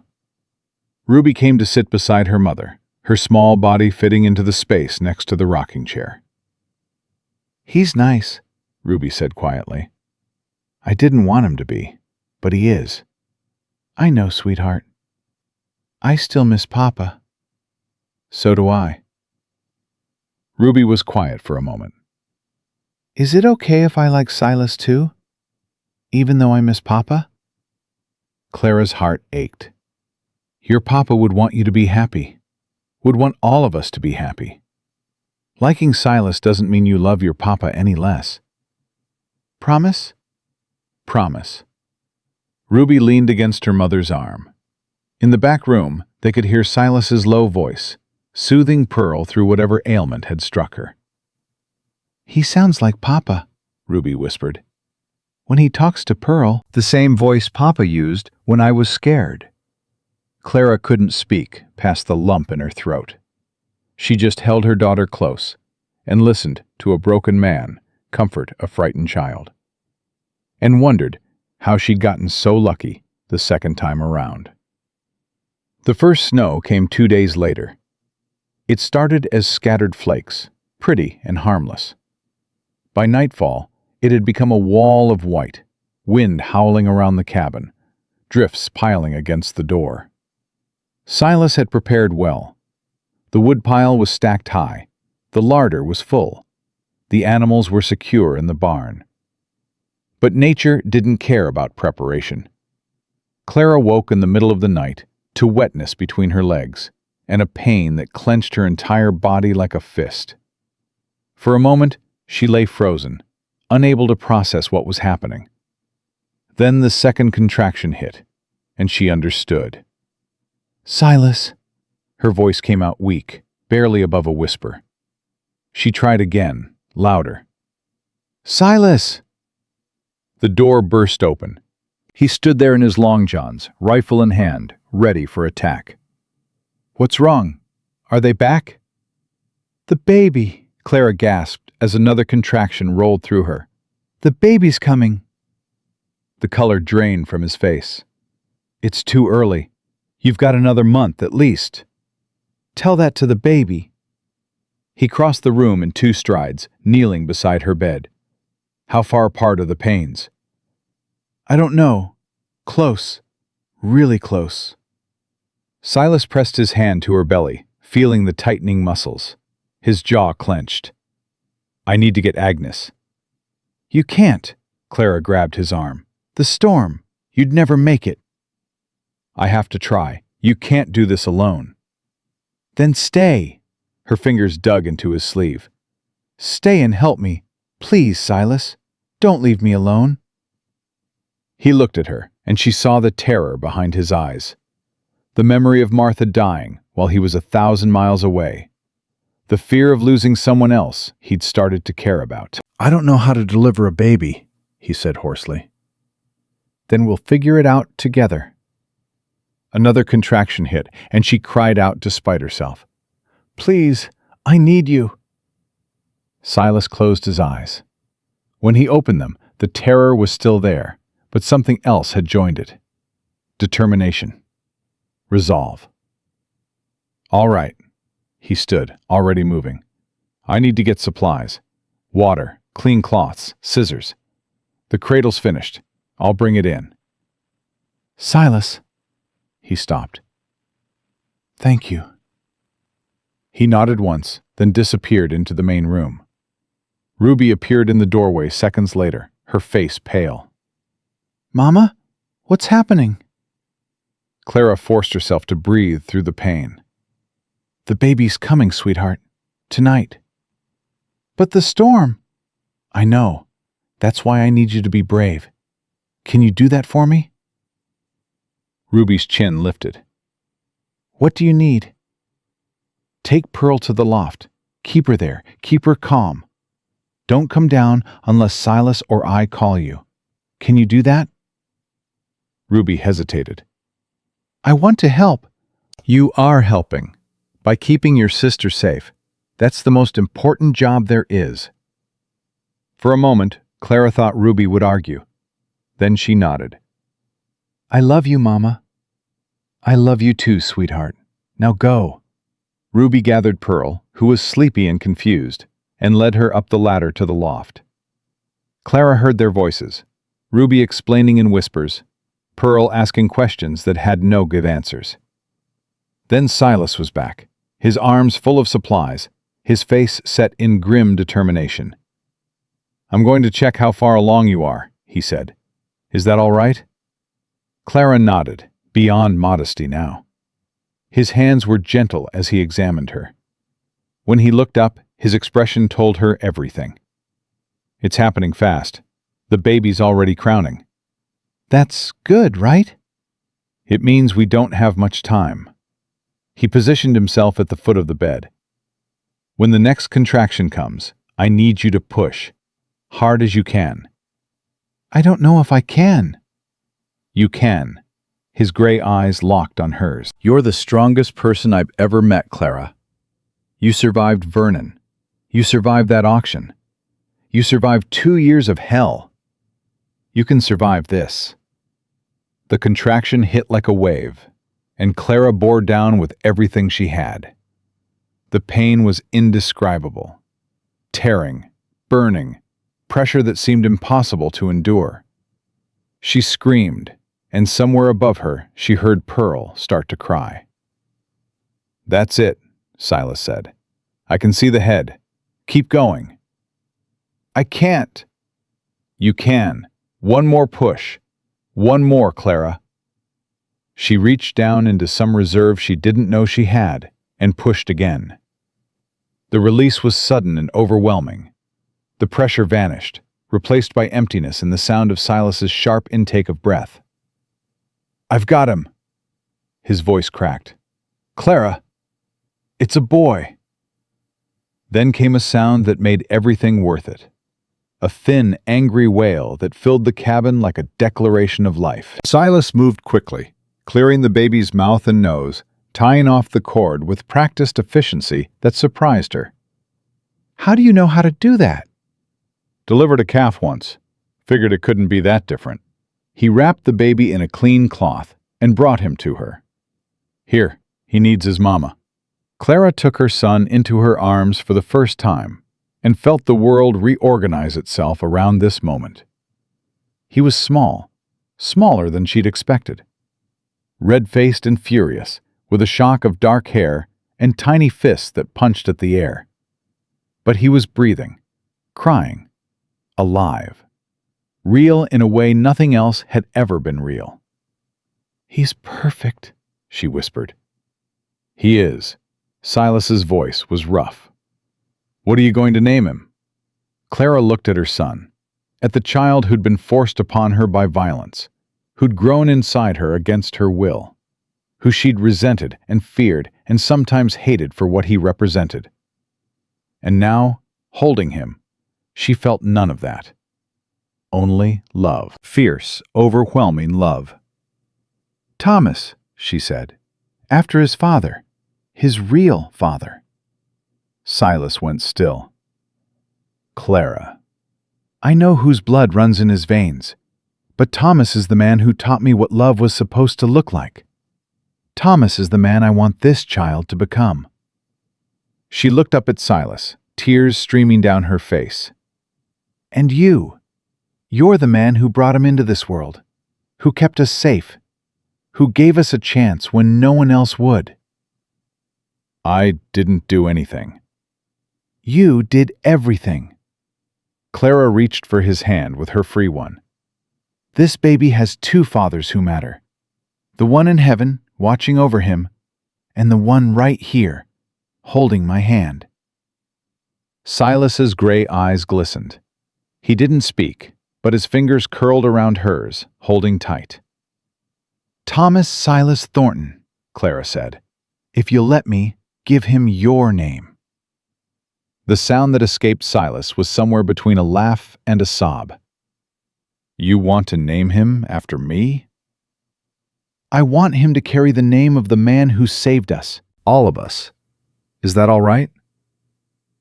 Silas looked at the baby in Clara's arms, at the tiny face scrunched in newborn outrage, at the new life they'd somehow created together, not through blood, but through choice. "Yeah," he said hoarsely. "That's all right." Ruby's voice came from above. "Mama, is everything okay?" Clara laughed through her tears. "Come down, sweetheart. Come meet your brother." Ruby climbed down the ladder carefully, Pearl clinging to her back. They approached the bed slowly, eyes wide. "He's so small," Pearl whispered. He'll grow, Clara said. And you two will help take care of him. Teach him things. Protect him. Like I protect Pearl? Ruby asked. Exactly like that. Ruby studied the baby with serious eyes. What's his name? Thomas. Thomas Silas. Ruby's face softened. Papa's name. Yes. Pearl leaned closer, her fear forgotten. Can I touch him? Gently. Pearl reached out one small finger and brushed the baby's cheek. Thomas turned toward the touch, his mouth working. "He's hungry," Pearl announced. "Like the kittens when they want their mama." Clara smiled. "You're right. He is." Silas gathered the girls. "Come on, let's give your mama some privacy." He led them to the main room, and Clara heard him stoking the fire, heating water, doing all the practical things that needed doing while she nursed her son for the first time. The storm raged outside, but inside the cabin there was only warmth, only safety, only the beginning of something new. The storm lasted 3 days. Agnes arrived on the 4th day, her gray horse picking through the drifts, her face tight with worry. "I came as soon as the trail cleared," she said, pushing through the cabin door. "Is everyone all right? Is the baby—" She stopped, taking in the scene before her. Clara sat in the rocking chair by the fire, Thomas nursing at her breast. Ruby and Pearl played quietly on the floor with the wooden animals Silas had carved. And Silas stood at the stove, making breakfast like he'd been doing it his whole life. "Well," Agnes said slowly, "this is unexpected." "Agnes," Clara smiled, "meet Thomas Silas Thornton." Agnes crossed to examine the baby, her expert hands checking reflexes, weight, color. "Healthy," she pronounced. "Strong. Silas delivered him?" "He did, in the middle of the storm, with no training and no help." Agnes looked at Silas with something like respect. "Not bad for a mountain man." Silas shrugged, uncomfortable with the praise. "Did what needed doing, that's all." "That's everything." Agnes turned back to Clara. "And you? How are you healing?" "Sore, tired, happier than I've been in years." Agnes's sharp eyes moved between Clara and Silas. Whatever she saw made her smile. "I brought the marriage paperwork," she said, "in case you two had come to your senses while I was stuck in town." Clara's face flushed. "Agnes, don't Agnes me. I've got eyes." "That man looks at you like you hung the moon, and you look at him like he's the only solid ground in a flooding river." She pulled a folded document from her bag. "So, are we doing this or not?" Clara looked at Silas. He looked back at her. "We haven't talked about it," Clara said. "Then talk." Agnes settled into a chair. "I've got time." Silas crossed the room slowly. He knelt beside Clara's rocking chair, his scarred face level with hers. "I wasn't going to say anything," he said quietly. "Wasn't going to push. You've had enough people making decisions for you." "I know. But if you want this, if you want me—" He swallowed hard. "Clara, I've been dead inside for 8 years. Walking around, going through the motions, but dead where it counts. And then you came. You and your girls. And suddenly I was alive again. Scared out of my mind, but alive. Silas, I'm not asking you to love me. I'm not asking for anything you can't give. But if you'll let me, I'd like to spend the rest of my life trying to deserve you. All of you." Clara's eyes blurred with tears. "That sounds like a proposal." "Reckon it is." His voice cracked. "Will you marry me, Clara? Not because I bought you, not because you need protection, but because somewhere along the way, this stopped being about survival and started being about wanting to wake up next to you every morning for the rest of my life." Clara handed Thomas to Agnes and took Silas's face in her hands. "Yes," she said. "Yes, I'll marry you." She kissed him then, their first real kiss, soft and certain, and full of everything they'd both been too afraid to say. Ruby's voice cut through the moment. "Does this mean Silas is our papa now?" They broke apart, both laughing and crying. "Would that be all right with you?" Silas asked. Ruby considered this seriously. "You make Mama smile. You taught me to check the horse's hooves." You let Pearl name all the kittens stupid names and didn't even complain. "Those are terrible reasons to approve of a marriage," Clara said. "Also, you make really good pancakes." Silas's mouth twitched. High praise. "It's a trial period," Ruby decided, "but I think you'll pass." Pearl, who'd been listening with confusion, tugged on Silas's sleeve. "Does this mean I can call you Papa now? For real?" Silas crouched down to her level. "If you want to, but only if it feels right." Pearl threw her arms around his neck. "It feels right, Papa." The word hit Silas like a physical blow. Clara saw his eyes close, saw him hold Pearl like she was something precious and breakable and miraculous. "Okay, Papa," he whispered. "I'll do my best to earn it." Agnes performed the ceremony that afternoon. It was simple, just words spoken in front of a fire, while snow melted outside the windows.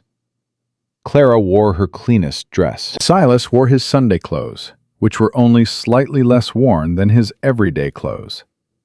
Ruby stood as Clara's witness. Pearl held the baby, who slept through the whole thing. "Do you, Silas James Thornton, take this woman as your lawful wife?" "I do." "Do you, Clara May Hutchins, take this man as your lawful husband?" "I do."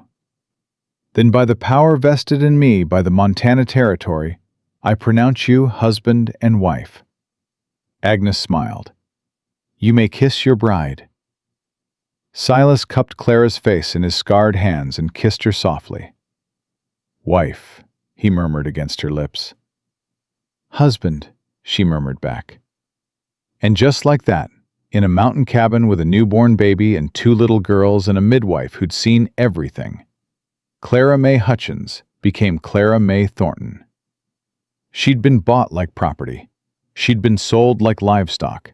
And somehow, impossibly, she'd ended up exactly where she belonged. That night, after Agnes had gone to sleep in the main room and the girls were tucked into their beds with Thomas and his new cradle between them, Silas and Clara stood on the porch together.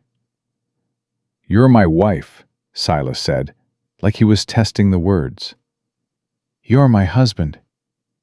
"Never thought I'd say that again, after Martha." "I know." Clara leaned into his warmth. "Are you scared?" "Terrified." He wrapped his arm around her. But the good kind of terrified. The kind that means something matters enough to be afraid of losing it. "I'm not going anywhere." "Neither am I." He pressed a kiss to her hair. "We should go inside. It's cold." Clara looked out at the snow-covered mountains, at the stars appearing one by one in the clearing sky. "In a minute, I just want to remember this. How it feels to be standing here, with you, knowing that whatever comes next, we'll face it together." Silas didn't answer. He just held her closer. And in the cabin behind them, a baby boy slept peacefully in a cradle his new father had made, watched over by 2 sisters who'd finally found a home. The storm was over, but Clara knew, with the certainty of someone who'd learned never to trust peace, that this was only the calm before something bigger. Vernon was still out there, and he wasn't the kind of man who gave up easily. Winter settled over Broken Ridge like a blanket, heavy and white and endless. The weeks after Thomas's birth passed in a haze of sleepless nights and small miracles. The baby grew stronger each day, his cries filling the cabin with life, his tiny fists grasping at anything within reach. Clara healed slowly, her body remembering its strength, even as exhaustion weighed her down. But she wasn't alone anymore. Silas rose with Thomas in the night, walking the floor when the baby wouldn't settle, his low voice humming tuneless melodies that seemed to soothe them both. Ruby helped with diaper changes and feedings, her seriousness giving way to genuine affection for the brother she'd never expected. Pearl appointed herself the official baby entertainer, making faces and silly sounds that drew Thomas's first real smile. They were a family. Improbable, imperfect, and real. "You're staring again," Clara said one evening, catching Silas watching her nurse Thomas by the fire. "Can't help it." He didn't look away. "Still doesn't feel real. This cabin used to be so quiet I could hear my own heartbeat. Now there's crying and laughing and little feet running everywhere. And I keep thinking I'll wake up and it'll all be gone." "It's not going anywhere." Clara shifted Thomas to her shoulder, patting his back gently. "Neither are we." Silas crossed to her, kneeling beside the rocking chair. His scarred face softened in the firelight. "I love you," he said. "Don't think I've said it enough, but I do. More than I thought I was still capable of." Clara's throat tightened. "I love you too." He kissed her, soft and lingering, and for a moment there was nothing in the world except the two of them and the child between them. Then Ruby's voice cut through the moment. "Pearl's trying to feed her supper to the cat again." Clara laughed against Silas's lips. "Duty calls." "Always does." But he was smiling as he stood. "I'll handle it." He went to rescue the cat from Pearl's affection, and Clara watched him go with a warmth in her chest that still surprised her. This was her life now. This cabin, this family, this man who'd somehow become everything. She should have known it couldn't last. The thaw came early that year, March bringing temperatures that melted the snow and turned the trails to mud. The world beyond the cabin, which had felt so distant all winter, suddenly felt close again. Silas noticed first. "Someone's been watching the cabin," he said one morning, returning from checking the perimeter. "Found tracks in the tree line. Boot prints, horse droppings. Fresh." Clara's blood went cold. "Vernon?" "Most likely. Or someone working for him." Silas's jaw tightened. He's been waiting for the thaw, waiting for his chance. "What do we do?" "We prepare." He crossed to the rifle rack, checking each weapon with practiced efficiency. "I sent word to Zeke last week. Asked him to keep his ears open in town. If Vernon's planning something, Zeke will hear about it." "And if he doesn't hear in time?" Silas looked at her, his gray eyes hard. "Then we handle it ourselves, the way we planned." They'd talked about this all winter. What to do if Vernon returned, where the girls would hide, how Clara would defend herself if Silas wasn't there. Talking about it was different from living it. "The girls," Clara said. "Thomas." "Ruby knows the plan. She'll keep Pearl and the baby in the root cellar if it comes to that." Silas crossed to her, taking her hands. "I won't let him take you. Any of you, I swear it." "I know," Clara squeezed his hands. "But this time, I'm not hiding. This time, I face him." "Clara, he took everything from me once. My dignity, my choice, my body." Her voice shook, but held. "I won't let him take anything else. I won't let my daughters see their mother cower while men decide her fate." Silas was quiet for a long moment. Then he nodded. "Together, then." Together. They didn't have to wait long. Vernon came 3 days later, with the dawn. Clara woke to Silas's hand on her shoulder, his voice low and urgent. "They're here. 6 men, maybe more. Vernon and the judge and hired guns." Her heart slammed against her ribs. The children? Ruby's already got them in the cellar. She's armed with a pistol I gave her.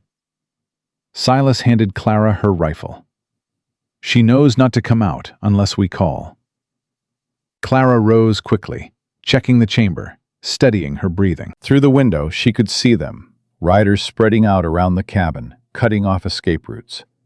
More men than last time. More guns. "Thornton!" Vernon's voice carried through the morning air. "This is your last chance. Send out the woman and children, and maybe you'll live through this." Silas positioned himself by the door. "And maybe I'll walk out there and put a bullet in you myself." "Try it.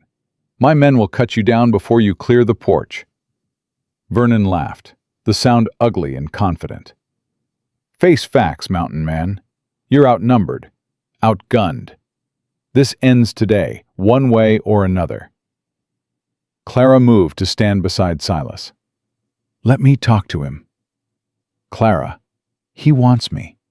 Let me show him he can't have me." Silas hesitated, every protective instinct clearly screaming at him to keep her hidden. But he'd promised. "Together. I'll be right behind you." Clara opened the door and stepped onto the porch. The morning air hit her face, cold and sharp. Vernon sat his horse at the center of the group, his handsome face twisted with triumph. Judge Whitmore flanked him on one side, looking uncomfortable but determined. The hired men spread out in a semicircle, their rifles ready. "There she is." Vernon's smile made Clara's skin crawl. "My dear sister-in-law, you're looking well. Mountain air must agree with you." "I'm not your anything," Clara said. "I haven't been for months." "The law says different. Judge Whitmore here has paperwork that says the sale was fraudulent, that you and those children still belong under my guardianship." Vernon's eyes dropped to her body, assessing. "I see you've had the baby. Boy or girl?" Clara didn't answer. "Doesn't matter. Either way, it's mine. My blood, my property." Vernon dismounted, stepping closer to the porch. "Now, we can do this easy or hard. Easy means you come willingly, bring the children, and we all ride back to Bitter Creek like civilized people. Hard means my men go in there and drag you out, and anyone who gets hurt in the process only has themselves to blame." "You're not touching my children." "Your children," Vernon laughed. "That's rich, coming from a woman who was sold on a saloon porch like a used saddle. You think you have rights? You think you get to make decisions?" He shook his head. "Your property, Clara. Always have been. First your daddy's, then Thomas's, then mine. All that mountain man did was transfer the title." Clara's hands tightened on her rifle. "I'm no one's property." "Keep telling yourself that." Vernon took another step toward the porch. "Now, where's my nephew? I want to see the boy." "Stay away from my son." "Your son?" Vernon's face darkened. "That baby is mine. My seed, my blood. You think I don't know? Think I forgot what happened that night?" The words hit Clara like a slap, but she didn't flinch. "I remember exactly what happened that night," she said, her voice steady despite the rage building in her chest. "I remember what you put in my tea. I remember waking up with bruises I couldn't explain. I remember you smiling at me across the breakfast table like nothing was wrong." The hired men exchanged glances. Even Judge Whitmore looked uncomfortable. "She's lying," Vernon said quickly. "She's always been a liar. Ask anyone in Bitter Creek." "Then why did you sell me?" Clara stepped forward, her rifle still in her hands. "If I was such a valuable part of your household, why auction me off to the highest bidder? Why take money for a woman you claim was lying about everything?" Vernon's face reddened. "Because you were ruining my reputation, spreading stories, making accusations. I never said a word. Not to anyone. I was too ashamed." Clara's voice cracked, but she pushed forward. Too ashamed to admit what my own brother-in-law had done to me. Too ashamed to look anyone in the eye. You counted on that shame, Vernon. Counted on me being too broken to fight back. She raised her rifle, aiming it directly at his chest. You were wrong. The hired men raised their weapons. Silas stepped onto the porch beside Clara, his own rifle trained on the closest gunman. "Lower your weapons," Judge Whitmore ordered, his voice strained. "Everyone, this has gone far enough." "Gone far enough?" Vernon whirled on him. "We had a deal, Whitmore. You get the debt paid, I get the woman and children. That was the arrangement." The arrangement was for a legal transfer of guardianship, not an armed siege. Whitmore's face had gone pale. "This woman just accused you of assault, of rape, in front of witnesses. She's lying. Then you won't mind if the territorial marshal investigates." Whitmore dismounted, holding up his hands. "This is over, Hutchins. Whatever you thought was going to happen here, it's not happening." Vernon's face contorted with fury. "You coward! You spineless, gutless! I'm a judge. I have a reputation to protect. And right now, that reputation is telling me to get as far from you as possible." He walked toward his horse. Two of the hired men followed, clearly deciding the pay wasn't worth the trouble. That left Vernon, two gunmen, and a rage that had nowhere to go. "You think this changes anything?" Vernon drew his pistol, aiming it at Clara. "You think some story about assault makes you innocent? Makes you worth something?" "Put the gun down, Hutchins." Silas's voice was deadly calm. "You're not walking away from this if you don't." "Neither is she." Vernon's hand shook, but his aim stayed true. "If I can't have her, no one can." Everything happened at once. Vernon's finger tightened on the trigger. Clara dropped to the porch floor. Silas fired. The bullet caught Vernon in the shoulder, spinning him backward. His shot went wild, splintering the porch rail above Clara's head. The remaining gunmen raised their weapons, but before they could fire, a new voice rang out across the clearing. "Drop them, all of you!" Sheriff McAllister emerged from the tree line, rifle in hand. Behind him came Zeke Crow and three other men Clara recognized from Silver Creek. "It's over!" McAllister shouted. "Lower your weapons and get on the ground!" The gunmen looked at each other, then at Vernon, writhing in the dirt, then at the rifles aimed at them from multiple directions. They dropped their guns. Clara pushed herself up from the porch, her heart pounding so hard she could barely breathe. Silas was beside her in an instant, his hands checking her for wounds. "I'm fine," she said. "I'm fine. The children—" "Ruby!" Silas called toward the cellar door. "It's safe. Bring them out." A moment later, the cellar door creaked open. Ruby emerged first, the pistol still clutched in her hands, her face pale but determined. Behind her came Pearl, tear-streaked and trembling, with baby Thomas wrapped in a blanket in her arms. "Mama!" Pearl ran toward Clara, nearly dropping the baby in her rush. Clara caught them both, pulling Pearl close while cradling Thomas against her chest.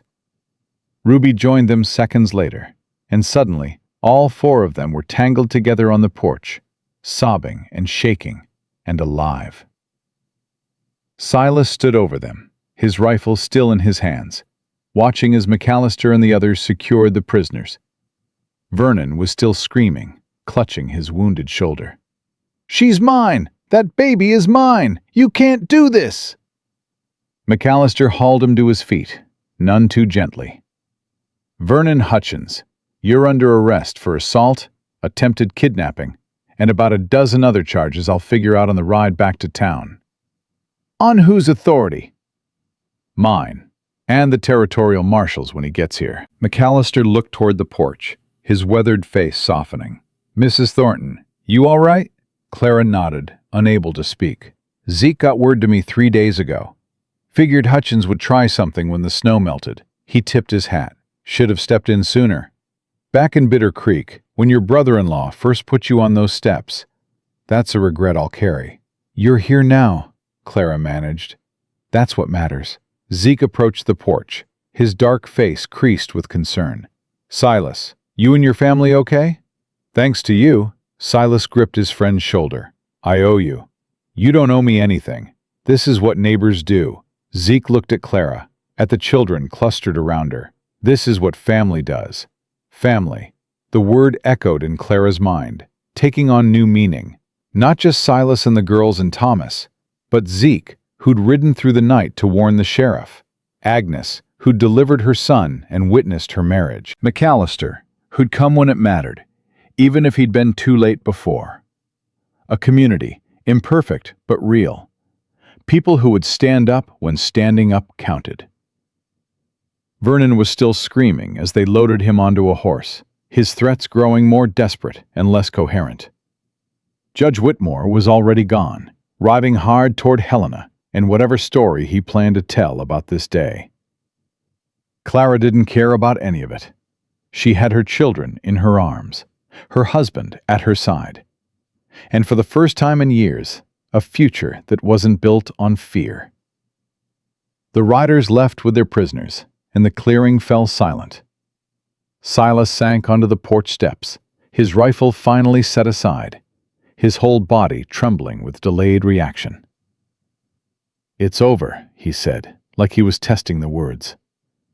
It's actually over. Clara sat beside him, Thomas sleeping against her chest, Pearl curled in her lap, Ruby leaning against her shoulder.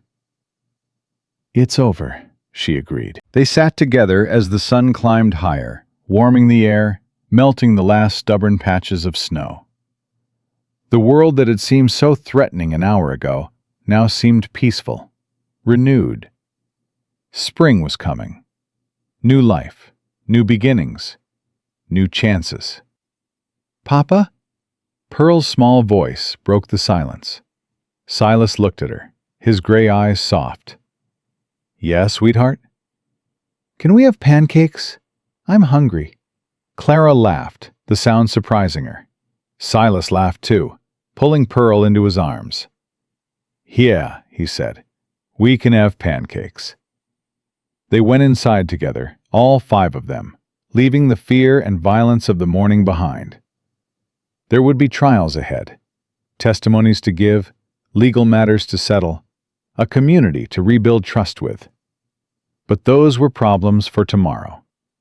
Today, there were pancakes to make, children to feed, a family to hold together. And that was more than enough. The weeks that followed brought changes Clara hadn't expected. Vernon was convicted of assault and attempted kidnapping, sentenced to 10 years in the territorial prison. Judge Whitmore resigned his position, his reputation ruined by association. The hired guns scattered to the winds, wanted for various crimes in various territories. But that wasn't the change that mattered most. People started coming to Broken Ridge. At first, it was just Zeke, checking on them, sharing meals, teaching Ruby how to track game through the forest. Then Agnes, bringing herbs for Clara's recovery and staying longer each visit. Then others. Families from Silver Creek who'd heard the story and wanted to meet the woman who'd stood up to her abuser with a rifle in her hands. Men who'd watched the auction and felt ashamed, now trying to make amends. Women who'd suffered similar fates and found courage in Clara's example. You're becoming famous, Agnes observed one afternoon, as another wagon departed down the trail. I don't want to be famous. Clara was hanging laundry, Thomas strapped to her chest, the spring breeze warm on her face. I just want to be left alone. Too late for that. You gave people something to believe in. A fat woman who refused to be worthless. A broken man who chose to love again.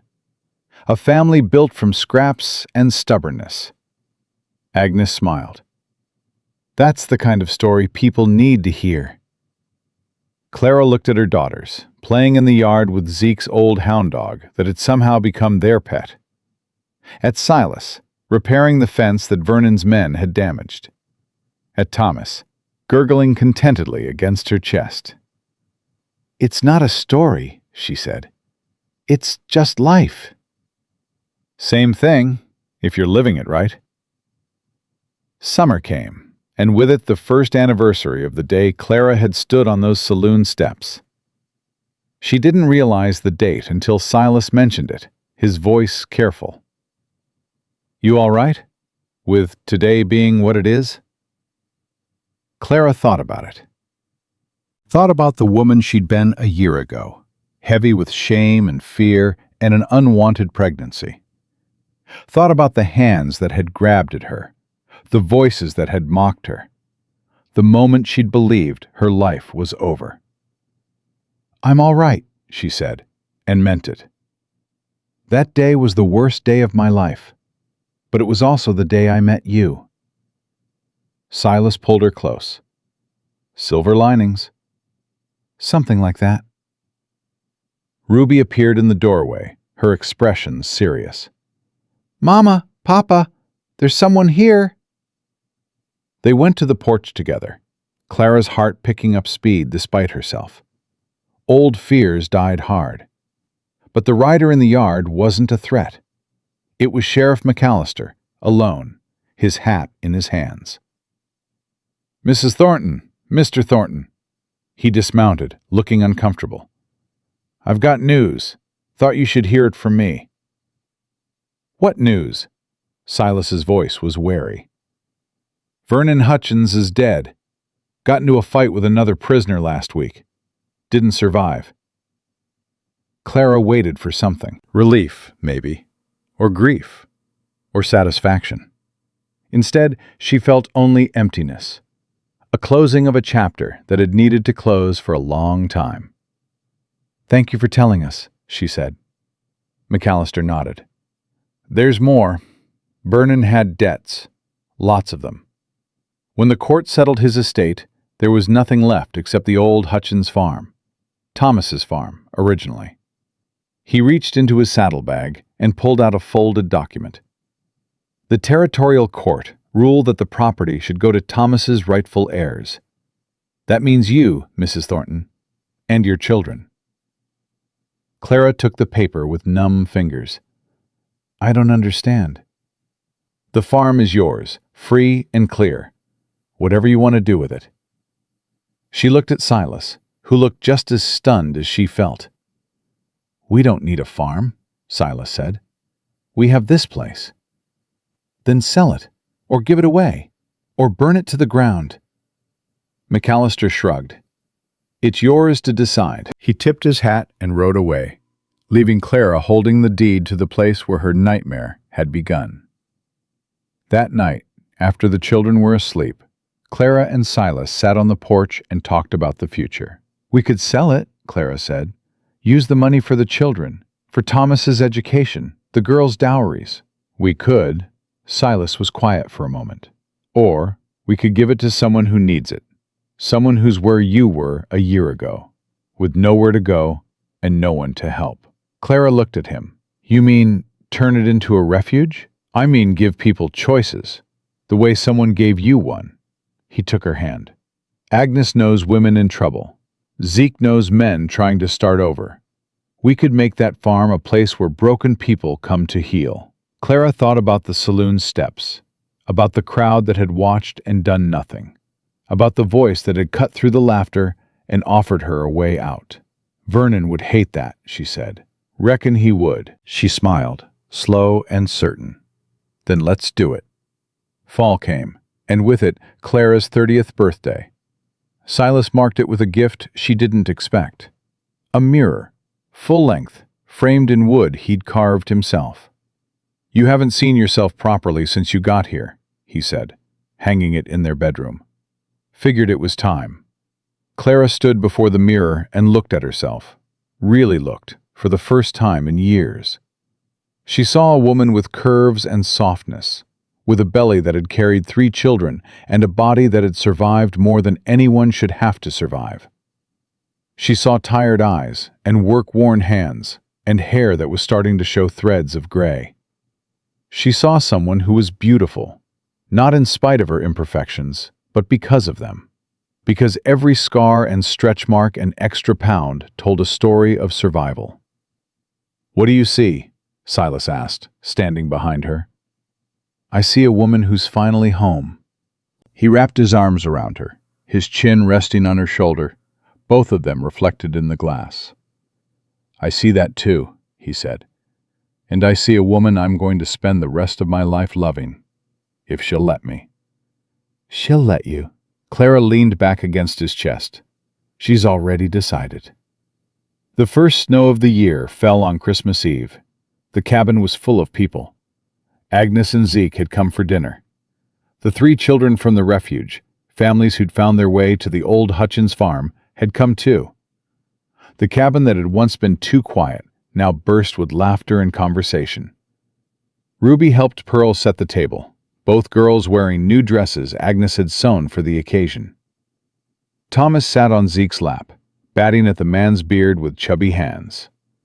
Silas carved the ham while Clara finished the biscuits, their movements synchronized after a year of working side by side. "Speech!" someone called. "The man of the house should make a speech." Silas looked uncomfortable, but Clara squeezed his hand. "Go on. They want to hear from you." He stood, clearing his throat awkwardly. "I'm not much for speeches. Never have been." He looked around the room, at the faces gathered there. "But I reckon I should say something about what this past year has meant." He paused, collecting his thoughts. "A year ago, I was a dead man walking, living up here alone, waiting for the courage to finish what the war started. Then I went to town for supplies, and I saw a woman standing on some steps with her children, and something in me woke up." His eyes found Clara's. "I didn't save her. That's not what happened. She saved herself, the same way she'd been saving herself for years. All I did was give her a door to walk through. She's the one who had the strength to walk through it." He raised his glass. "To Clara, the strongest person I've ever known, and to every person in this room who's ever felt broken or worthless or like the world had no place for them. You're wrong. There's always a place. Sometimes you just have to build it yourself." The room raised their glasses. "To Clara," they echoed. "To family." Clara wiped her eyes, but she was smiling.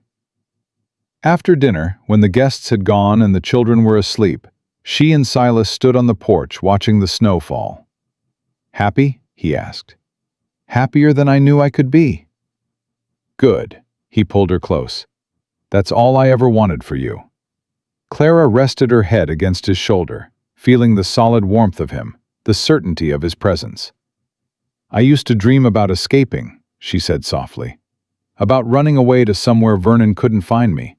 I never dreamed about this, about building something, about being part of something bigger than survival. And now?" She looked up at him, at his scarred face and gray eyes, and the love that shone through both. "Now I don't dream about escaping. I dream about tomorrow, and the day after, and all the days after that." She smiled. "I dream about growing old with you, Silas Thornton. About watching our children grow up. About being exactly who I am, in exactly this place, for the rest of my life." Silas kissed her, slow and deep, and the snow fell around them like a blessing. Inside the cabin, their children slept peacefully. In the valley below, families they'd helped were warm and safe for the winter. In a town that had once watched a woman be sold like livestock, people now told stories about the mountain man and his wife who'd turned broken into beautiful. Clara May Thornton had been bought for $150 on a cold October morning. She was worth more than gold, more than land, more than anything the world could measure. And she finally knew it. The woman they'd sold had built herself a kingdom, and she was never going to let anyone take it away.